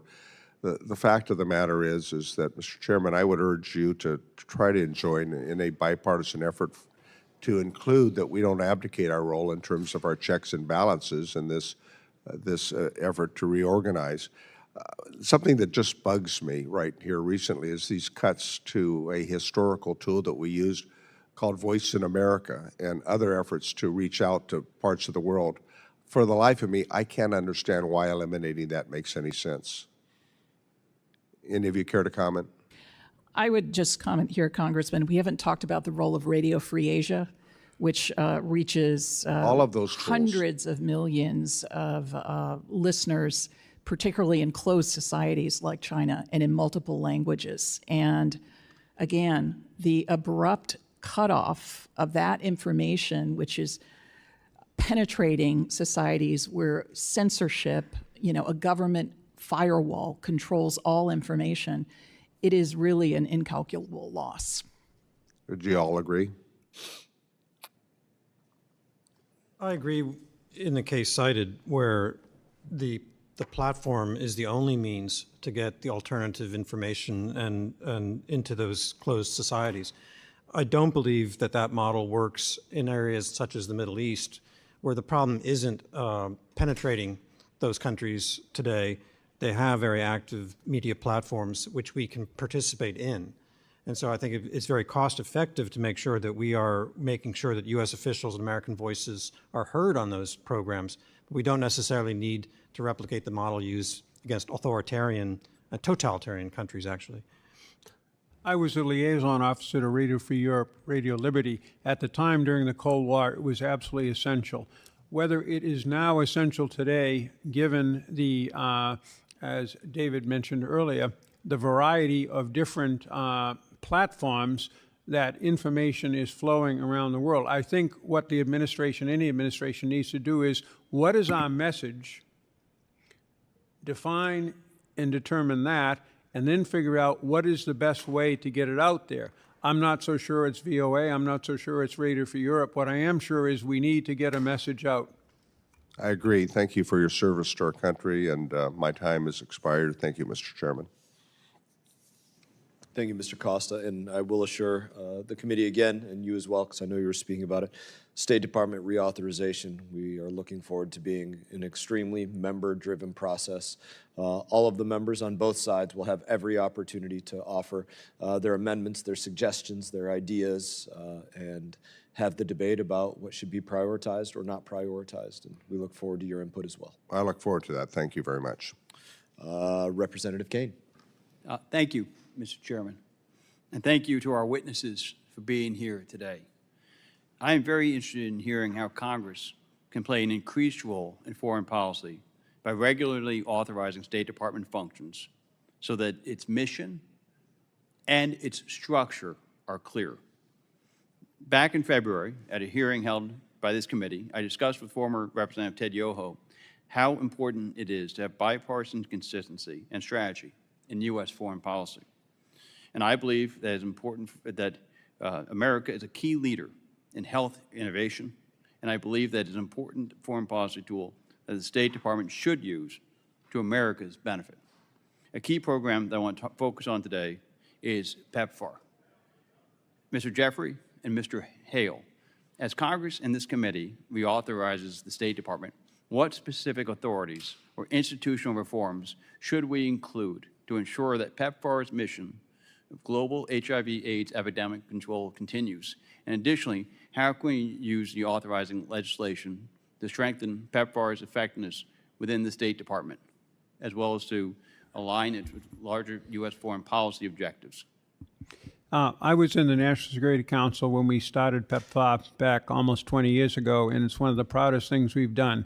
The first point is it should continue. The second point is that it is not only of major humanitarian success, but also for global health systems' ability to react to epidemics and such. It is really, really effective as well. I'm not so sure how it feeds into soft power, hard power, but that's not the point. It should be supported by Congress, if necessary, by specific legislation. Thank you, Mr. Hale. Yes, I agree with that. I think it's perhaps most useful to cast it in terms of protecting our nation. Better to fight Ebola in Uganda than in Milwaukee. So following up on that, Mr. Hale, from your experience, how can we improve PEPFAR's effectiveness as its functions are consolidated? And what can Congress do to ensure that the department is able to manage PEPFAR's large operational footprint? Yeah, I'm not an expert on PEPFAR, so I can't give a detailed answer. I would want to make sure that as it's transitioned to the State Department, that the State Department is set up to manage it, and that may mean it doesn't look very different than what it looks like today. And Jim touched on a very important point about all this, which is, when I became undersecretary, I was surprised to see the amount of assistance going to African countries. And when you dig down into it, you see that for the most part, it's about building health infrastructures that do not exist. And without that, it's not just shots in the arm. You have to build a structure that's going to be durable to promote these health strategies. Okay. So given PEPFAR's track record as one of the most successful U.S. foreign aid projects, Mr. Hale and Mr. Jeffrey, what lessons from PEPFAR's operational model should Congress seek to preserve as foreign assistance programs are restructured within the State Department? It was set up in a quite focused, targeted, administratively lean way with very specific goals that were concrete and understandable, and a way to measure success, among other things, by the number of people whose lives were saved and people who did not succumb to HIV. So I think those are the guidelines. Again, totally aside from the humanitarian side of it, from the administrative side of it, I think it was a very effective program, and I hope that with all of this reorganization, we find a way to continue that program and at the same level of competence. I concur. Okay. And so given PEPFAR's role in strengthening diplomatic partnerships and stabilizing fragile states, Mr. Jeffrey and Mr. Hale, how should Congress seek to accomplish PEPFAR's mission while also streamlining State Department activities? Again, ensure, whatever verb we use, that the State Department doesn't neglect this as they move it around. But the one thing I would raise, not an objection to, but a question to, is we can't oversell these things. This program deserves to be continued for its humanitarian, and as Dave and I both mentioned, protecting of Americans from epidemics abroad. Whether it buys us all of that much support in these countries, whether it feeds into our larger foreign policy, I'm not so sure there's a lot of evidence to that. It doesn't matter. It's worthwhile in and of itself, but we shouldn't oversell a lot of these things as buying us a seat at the table that we otherwise wouldn't get. I think that's right. Thank you. I yield back. Thank you, Representative Kane. Ms. Zeya, did you want to take that chance to? Okay, very good. Representative Kamlager-Dove. Thank you. I want to thank the chair, and I want to thank our ranking member. I also want to thank our witnesses for being here today. I want to thank you, Ms. Zeya, for extending your time. Given how massive this state reorg proposal is, however, I would much rather be talking to Secretary Rubio. It is his proposal, and he should be here walking us through it. I do agree with the chair that authorizing the State Department is an important function of this committee and reflects the critical role of Congress in shaping our foreign policy, but it is supposed to be a collaborative process. Congress and the administration, input, not dictation. DOJ and MAGA extremists have hijacked a bipartisan set of foreign policy priorities to advance a fringe agenda that would never receive bipartisan support.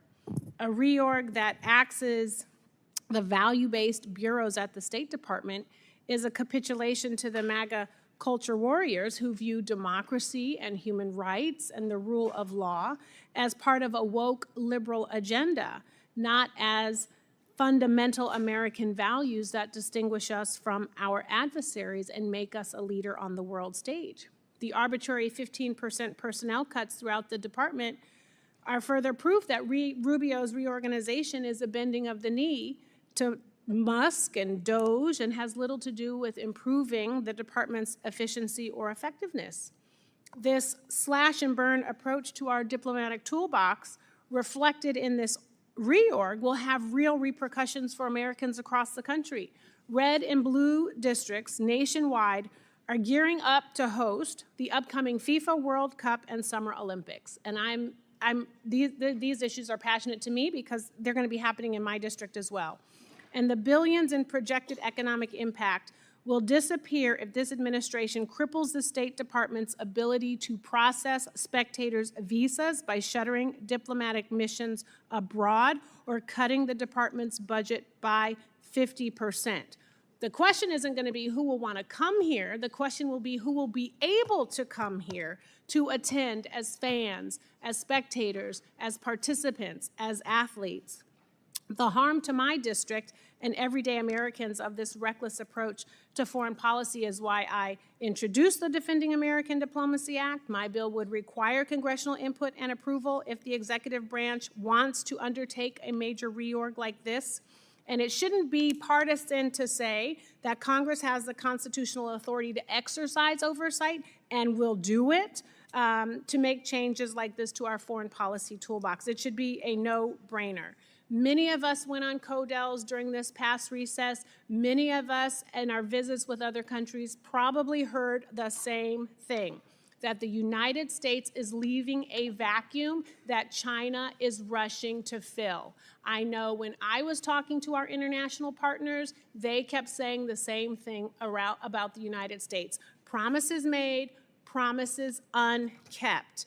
And it is so simple, I think, and easy to counter the PRC's influence by helping to feed malnourished children, by supporting educational programming, by providing life-saving medicine, small things that make a big difference, and they are real instruments in our diplomatic toolbox. And China is waiting for us to leave. They're saying, give me all that, we can do all of that, and even more. So Ms. Zeya, in the few seconds that I have left, in your time at State, have you ever seen a major reorg like this take place with zero consultation from Congress? No, I have not. And I was a young diplomat back in the day during the Clinton administration where reinventing government, significantly shifted State Department responsibilities, absorbed USIA and the like. I appreciate your underscoring the areas where U.S. values and interests intersect. And I would just add a few more long-standing responsibilities of the department, such as supporting democratic reformers, supporting free and independent media, supporting free and fair elections, but also new areas, supporting rights-respecting technology. We touched a bit on the creation of the Bureau of Digital and Cyber Policy. People may not realize it's a very close partner of the Bureau of Democracy, Human Rights, and Labor, which has forged for over a decade policy leadership on internet freedom that directly counters Russian and Chinese efforts to create closed systems, remake the international order to their advantage. So the strategic value is not in conflict with our own values. Thank you, and thank you, Mr. Chair. I yield back. Thank you, Representative. And I would also, inform the committee that there has been extensive consultation between the administration and members of the committee and members of the House. Just truthfully, not many members of the Democrat side of this committee. And that's not meant to be a snide comment. It's simply reflective of the fact that the last 4 years were spent with an administration that wasn't talking about the things that they were doing. They were lying about the things that they were doing. And even when this administration came in, they were looking to literally burn and shred proof of what they were doing at State Department and USAID. So I don't think it should be surprising to many that, yes, a large amount of the consultation that's going on is not going on with the people that were cutting the checks to do drag shows in Ecuador, or transgender musicals, or transgender plays, or transgender operas, or any of the other things. So it's not that there's not consultation going on, it's just that there's not consultation going on with those that were lying and denying these programs. I will now go to Representative Shreve. Thank you, Chairman Mast, and thanks to our witnesses. We may not have the Secretary of State, but we have some terrifically distinguished ambassadors with us. And Ms. Zeya, thanks for spending a little extra time with us. I'm a new member from Indiana and try to keep up with this hearing as we're bouncing back with markup across the hallway in TNI. A plug for my state. We've been blessed in Indiana with ag, corn, beans, pork, but there's more than corn in Indiana. We're a big pharmaceutical producing state. Lilly's in our state. Aircraft engines, automotive, manufacturing is central to our economy. And we've also produced some talent in this space. I interned a lifetime ago for Senator Lugar out here, whom some of you two may have worked with. Lee Hamilton was my congressman back when I was in high school. And I visited with him 2 weeks ago. So we've got some bipartisan talent and a history of that coming out of Indiana and playing in this space.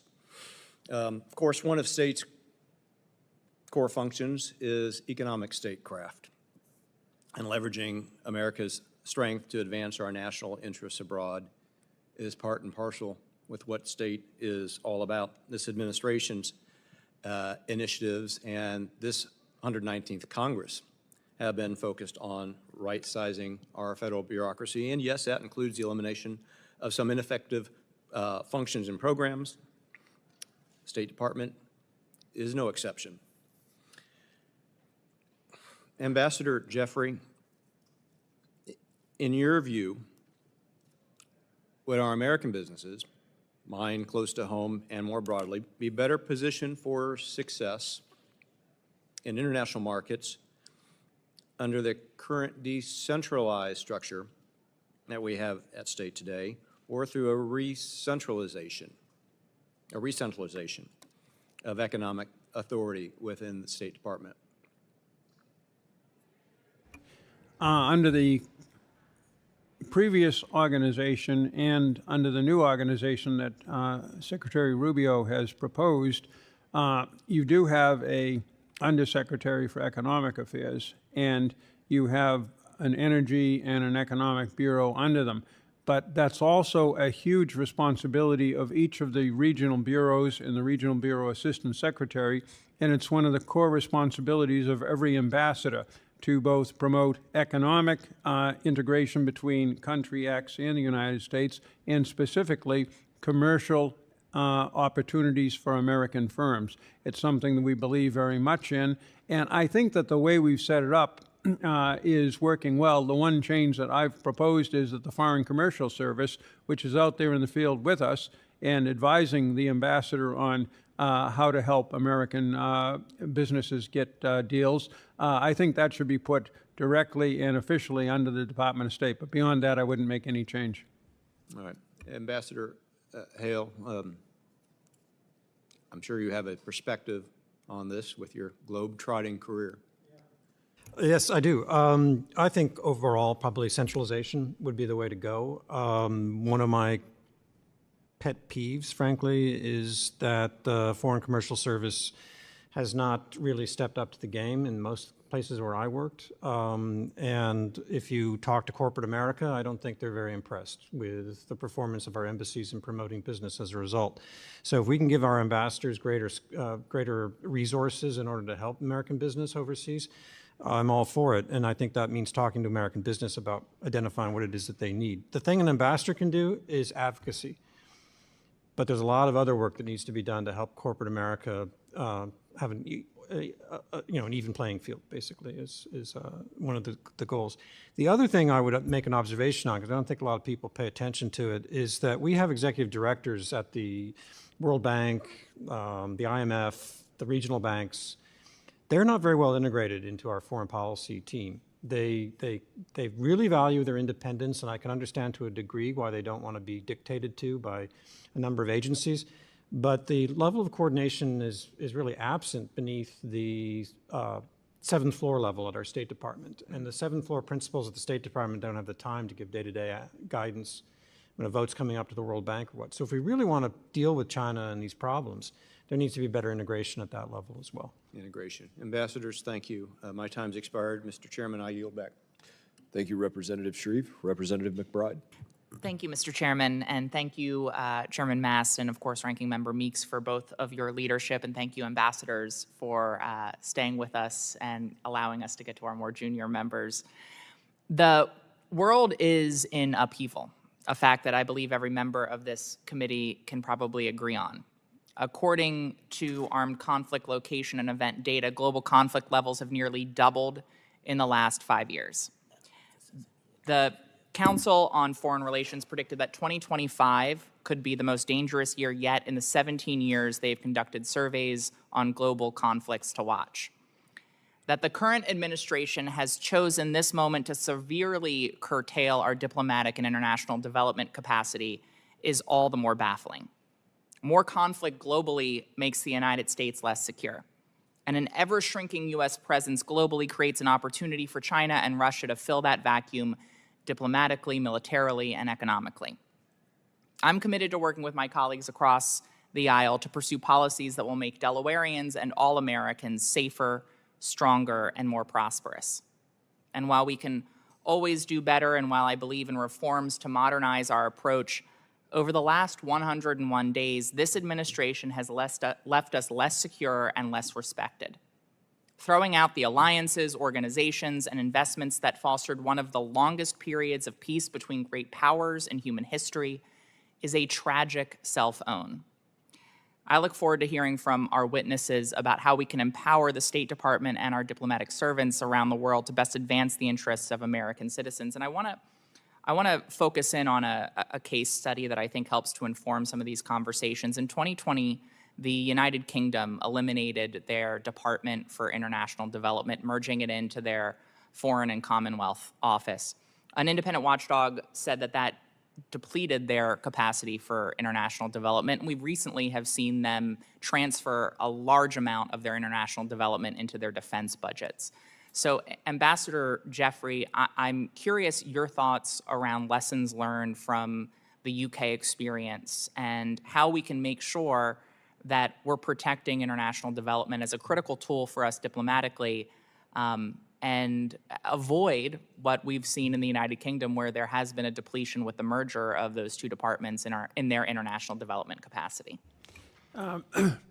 No, again, I'm a fan of putting international development into, be it the Foreign Office in the case of the UK, Australia, and other places do it that way, or as proposed now, putting it into the Department of State. And the reason is there has to be an alignment of the development, because regardless of who's doing it, it's always doing some good for someone, and therefore it's hard to argue against. But the point is, and David has mentioned this several times, what are the effects of it? How do we exploit those effects? How do we build an overall program that contributes to the prosperity and the peace of the American people? And I think that that's best achieved by putting it into the Department of State. Now, how you put it into the Department of State, how you preserve the skills that USAID was able to deploy, and I've seen them very effectively on the ground, that's a different question. But assuming that that is possible in this world, and it is,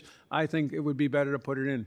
Yeah, I certainly think in a perfect world, in a vacuum, coordination is obviously something we should foster, and we should foster it organizationally with reforms. I'm just very concerned that we will see a replication of what's happened in the United Kingdom, where they have found that their international development capacity has diminished. I mean, coordination without actual investment is pointless. And we've seen in the United Kingdom them throwing the baby out with the bathwater. It's made it easier for them to deplete their international development budget, move it into defense, because it's been merged into these larger budgets. And I'm fearful that this administration will similarly use a consolidation and sort of an enveloping of this money into a larger entity as a means to eliminating these investments entirely. Final question I want to ask both of you.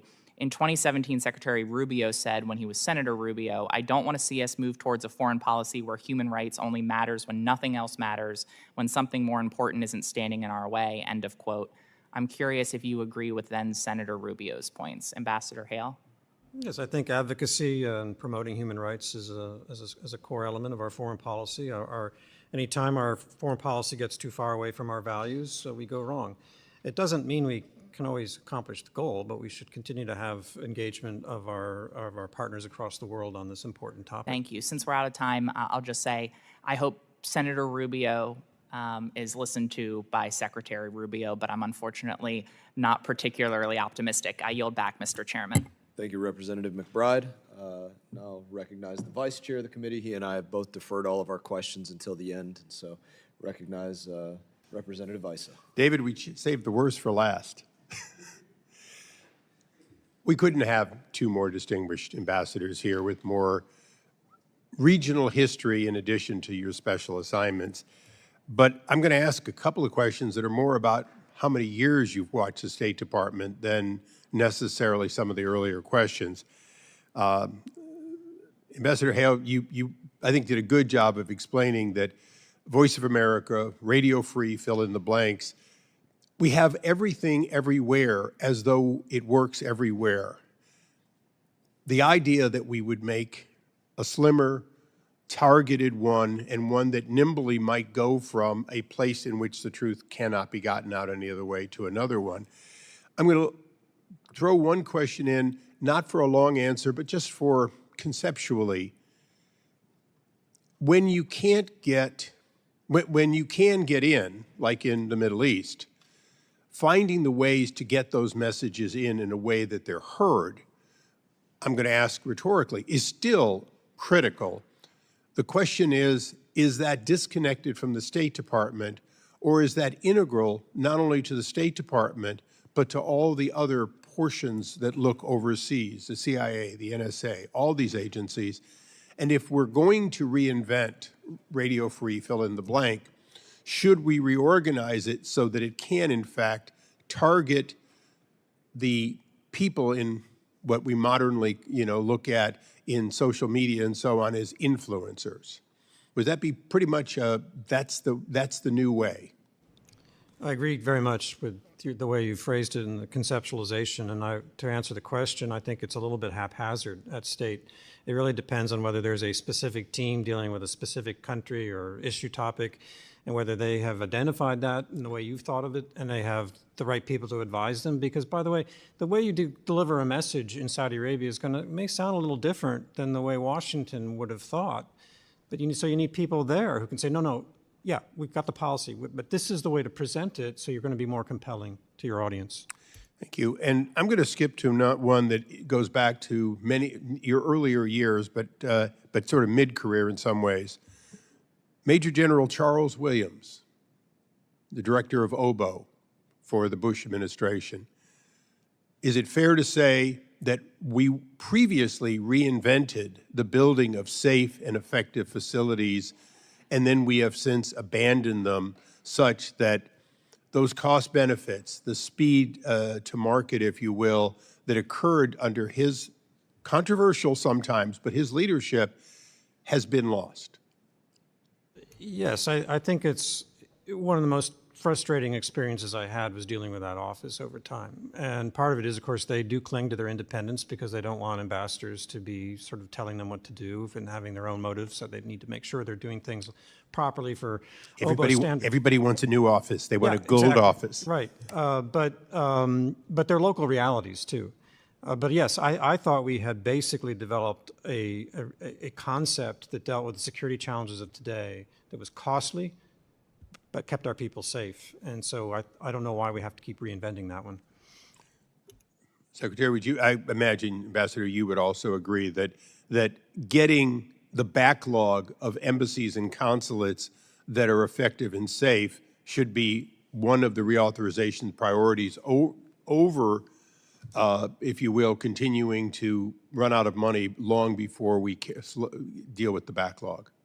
Absolutely. Ankara was a priority. It was attacked by a suicide bomber some years ago, and he didn't get beyond the first line of defense. So the system can work if you put effort and focus and resources into it. And my closing question, I always run out of time before I run out of the many questions in this. We all know the sort of biblical truism that if you give a man a fish, it's clear that there were programs each of you understood and embraced that, in fact, for a time gave people fish. But Ambassador Hale, you rightfully so said, don't celebrate 50 years of giving out fish. We all talk about the Marshall Plan and how it took a ruined, unproductive Europe and got it on its feet.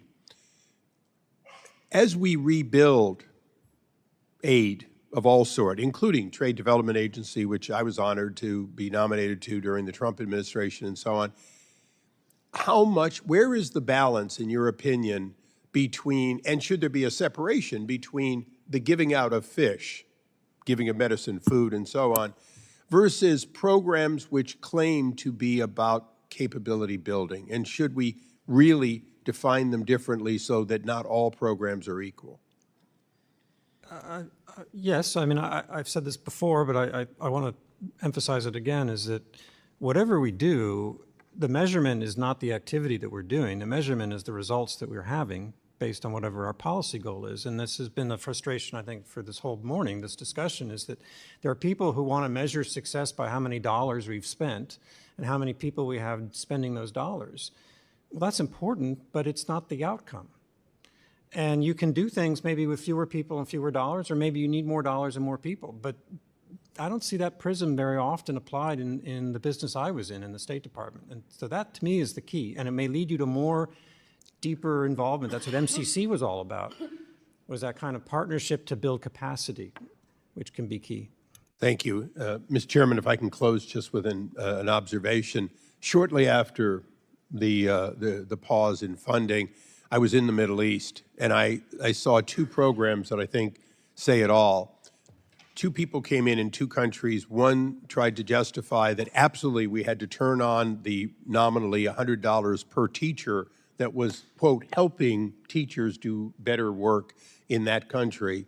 The other came in and said, we're halfway done building a water facility that will provide clean water in Jordan, as it turns out, to one of the driest and most water, resource starved countries.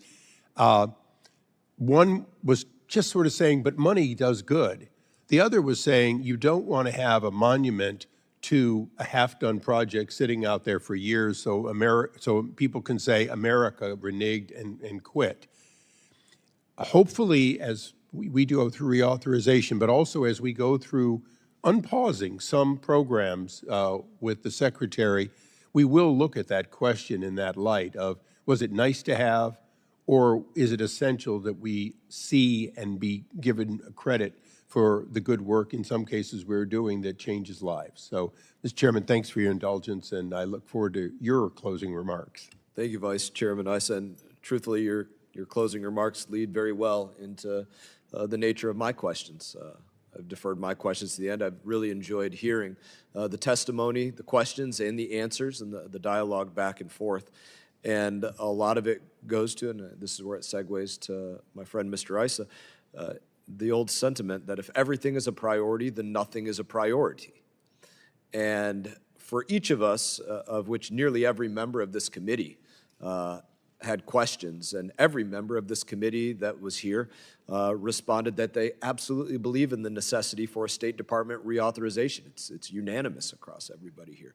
I can tell you things that I think we should deprioritize, largely individual grants, like grants for sex change surgeries in Guatemala, or Sesame Street in Iraq for $20 million, or teach gender inclusivity through Ultimate Frisbee for $100,000. I don't know how many Frisbees you get for $100,000, or helping Indonesian coffee companies become more gender-friendly for $425,000, right? The point is, I could say there's very specific individual grants and things that I disapprove of, and there are very specific programs that I say, I prioritize these. I don't know that there's a number that we could put on it where it doesn't scale to doing more and more great things like Development Finance Corporation or other things. And so that's where the nature of my questions go to each of you, and we'll do one and one, one and one, one and one, see how far down the line we get. But if we could just start, Ambassador Jeffrey, give me something that you would say, I really think this should be deprioritized, and juxtapose something I really think that this should be on the high end of the priority list. And then likewise, Mr. Hale, and I'd just love to hear you all, give us the back and forth of where you'd prioritize and deprioritize.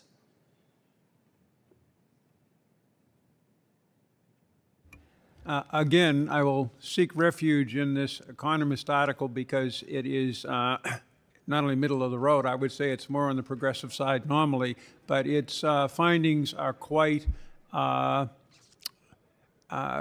dramatic. And it gets to Congressman Ice's point, and that is, I both delivered fish, and that was one reason for our success in Syria, the humanitarian programs, and I've been out there trying to teach people how to fish. That's very hard to do. That gets to David's point, what are the effects? Do we really know what supply chain, what managerial models, what will actually make that work in not just in country X, but in village Y or in district Z? I've spent 9 years in Turkey and 9 years in Germany. I speak both languages well. I don't begin to really know how those societies tick as an outsider. It's very hard for us to do these kind of broad development, social, political assistance and claim that we're really seeing effects. There is where I would de-emphasize, and I would focus again on humanitarian assistance, giving people fish, keep them alive so that they can eventually figure it out for themselves, and security assistance. Representative Hale, or Ambassador Hale? I would say that you do have to tailor what we're doing to the specific theater that we're operating in, and so what you want to do in Mexico may be very different than what you want to do in Vietnam. But to me, where it's easiest to demonstrate the link between outcomes, inputs and outcomes, is things like the security sector, globally, law enforcement, same thing. Harder to make that link, but I know in my bones that it is extremely beneficial to America to invest in education, and particularly to expose as many people as we can through American educational tools, including universities that are overseas like AUB or AUC. And economic assistance that is linked to developing a robust private sector to the extent we can in a country if they're actually committed to doing it, because that's where we're value added. If you talk about competing with China, it's not how much money we spend. It's how do we make sure that these countries are able to compete on their own and not be penetrated by China. I would get rid of, to the greatest extent possible, the things that are we basically building new governance structures for countries. We've tried and failed. So that whole world of democracy and state building, I think, is of limited utility. Thank you. And I think, some of what you said today, I've really enjoyed, again, the dialogue, the testimony, and I think a lot of it goes to, we are looking to build partners. We're not looking to build permanent dependencies. And that's something that we shouldn't celebrate. And it's something that we need to be reflective of, what is the duration that this dependency has been going on? And what has been, is the dependency decreased? Has the dependency only increased? And if we're not reflecting on those things, in every Congress and allowing representatives to review these programs that are being undertaken by the executive branch and the State Department and evaluating their effectiveness, then not only, I think, are we setting ourselves up for failure in diplomacy, but we're also failing to be good stewards of the people that fund every single program, which is the taxpayer of the United States of America. Again, I'll thank you all for your testimony. I'm going to go to my closing remarks. And simply, I know we've had all of the members of this committee depart, but I have assured all of them numerous times that as we talk about State Department reauthorization, it's going to be a member-led process. Absolutely, we've been having many conversations with the administration to this point about direction and things that we've rooted out in oversight over the years and why things should change in this place or that place. And we're going to continue to have those dialogues with the administration right up until the point that this bill is written and beyond. And they're going to continue to work from their lane in doing what they can to make sure that they are good stewards and making sure that what we do in foreign policy is foreign policy that works to put America first, that it makes sense for Americans and makes us the partner of choice for these countries and not a pariah with these countries that we're undertaking diplomacy in, and assure these members, every member that there will be, portals and opportunity for every single one of them to input their amendments, their ideas, their thoughts, their, whatever it is that they want to add or detract from in this bill. And we look forward to making sure that we hear from each and every one of them and hopefully find that no members are silenced or precluded from offering the policies that they want to put forward, as sometimes takes place with minorities. They sometimes don't want to participate because then they had to say they were a part of the process, and I hope that's not the case of what takes place here. I do thank each of you for your valuable testimony, and I do thank again all the members for their questions. And members of the committee may have some additional questions for each of you witnesses, and we will ask that you respond to those questions in writing. Pursuant to committee rules, all members may have 5 days to submit statements, questions, and extraneous materials for the record and subject to length limitations. Without objection, the committee stands adjourned.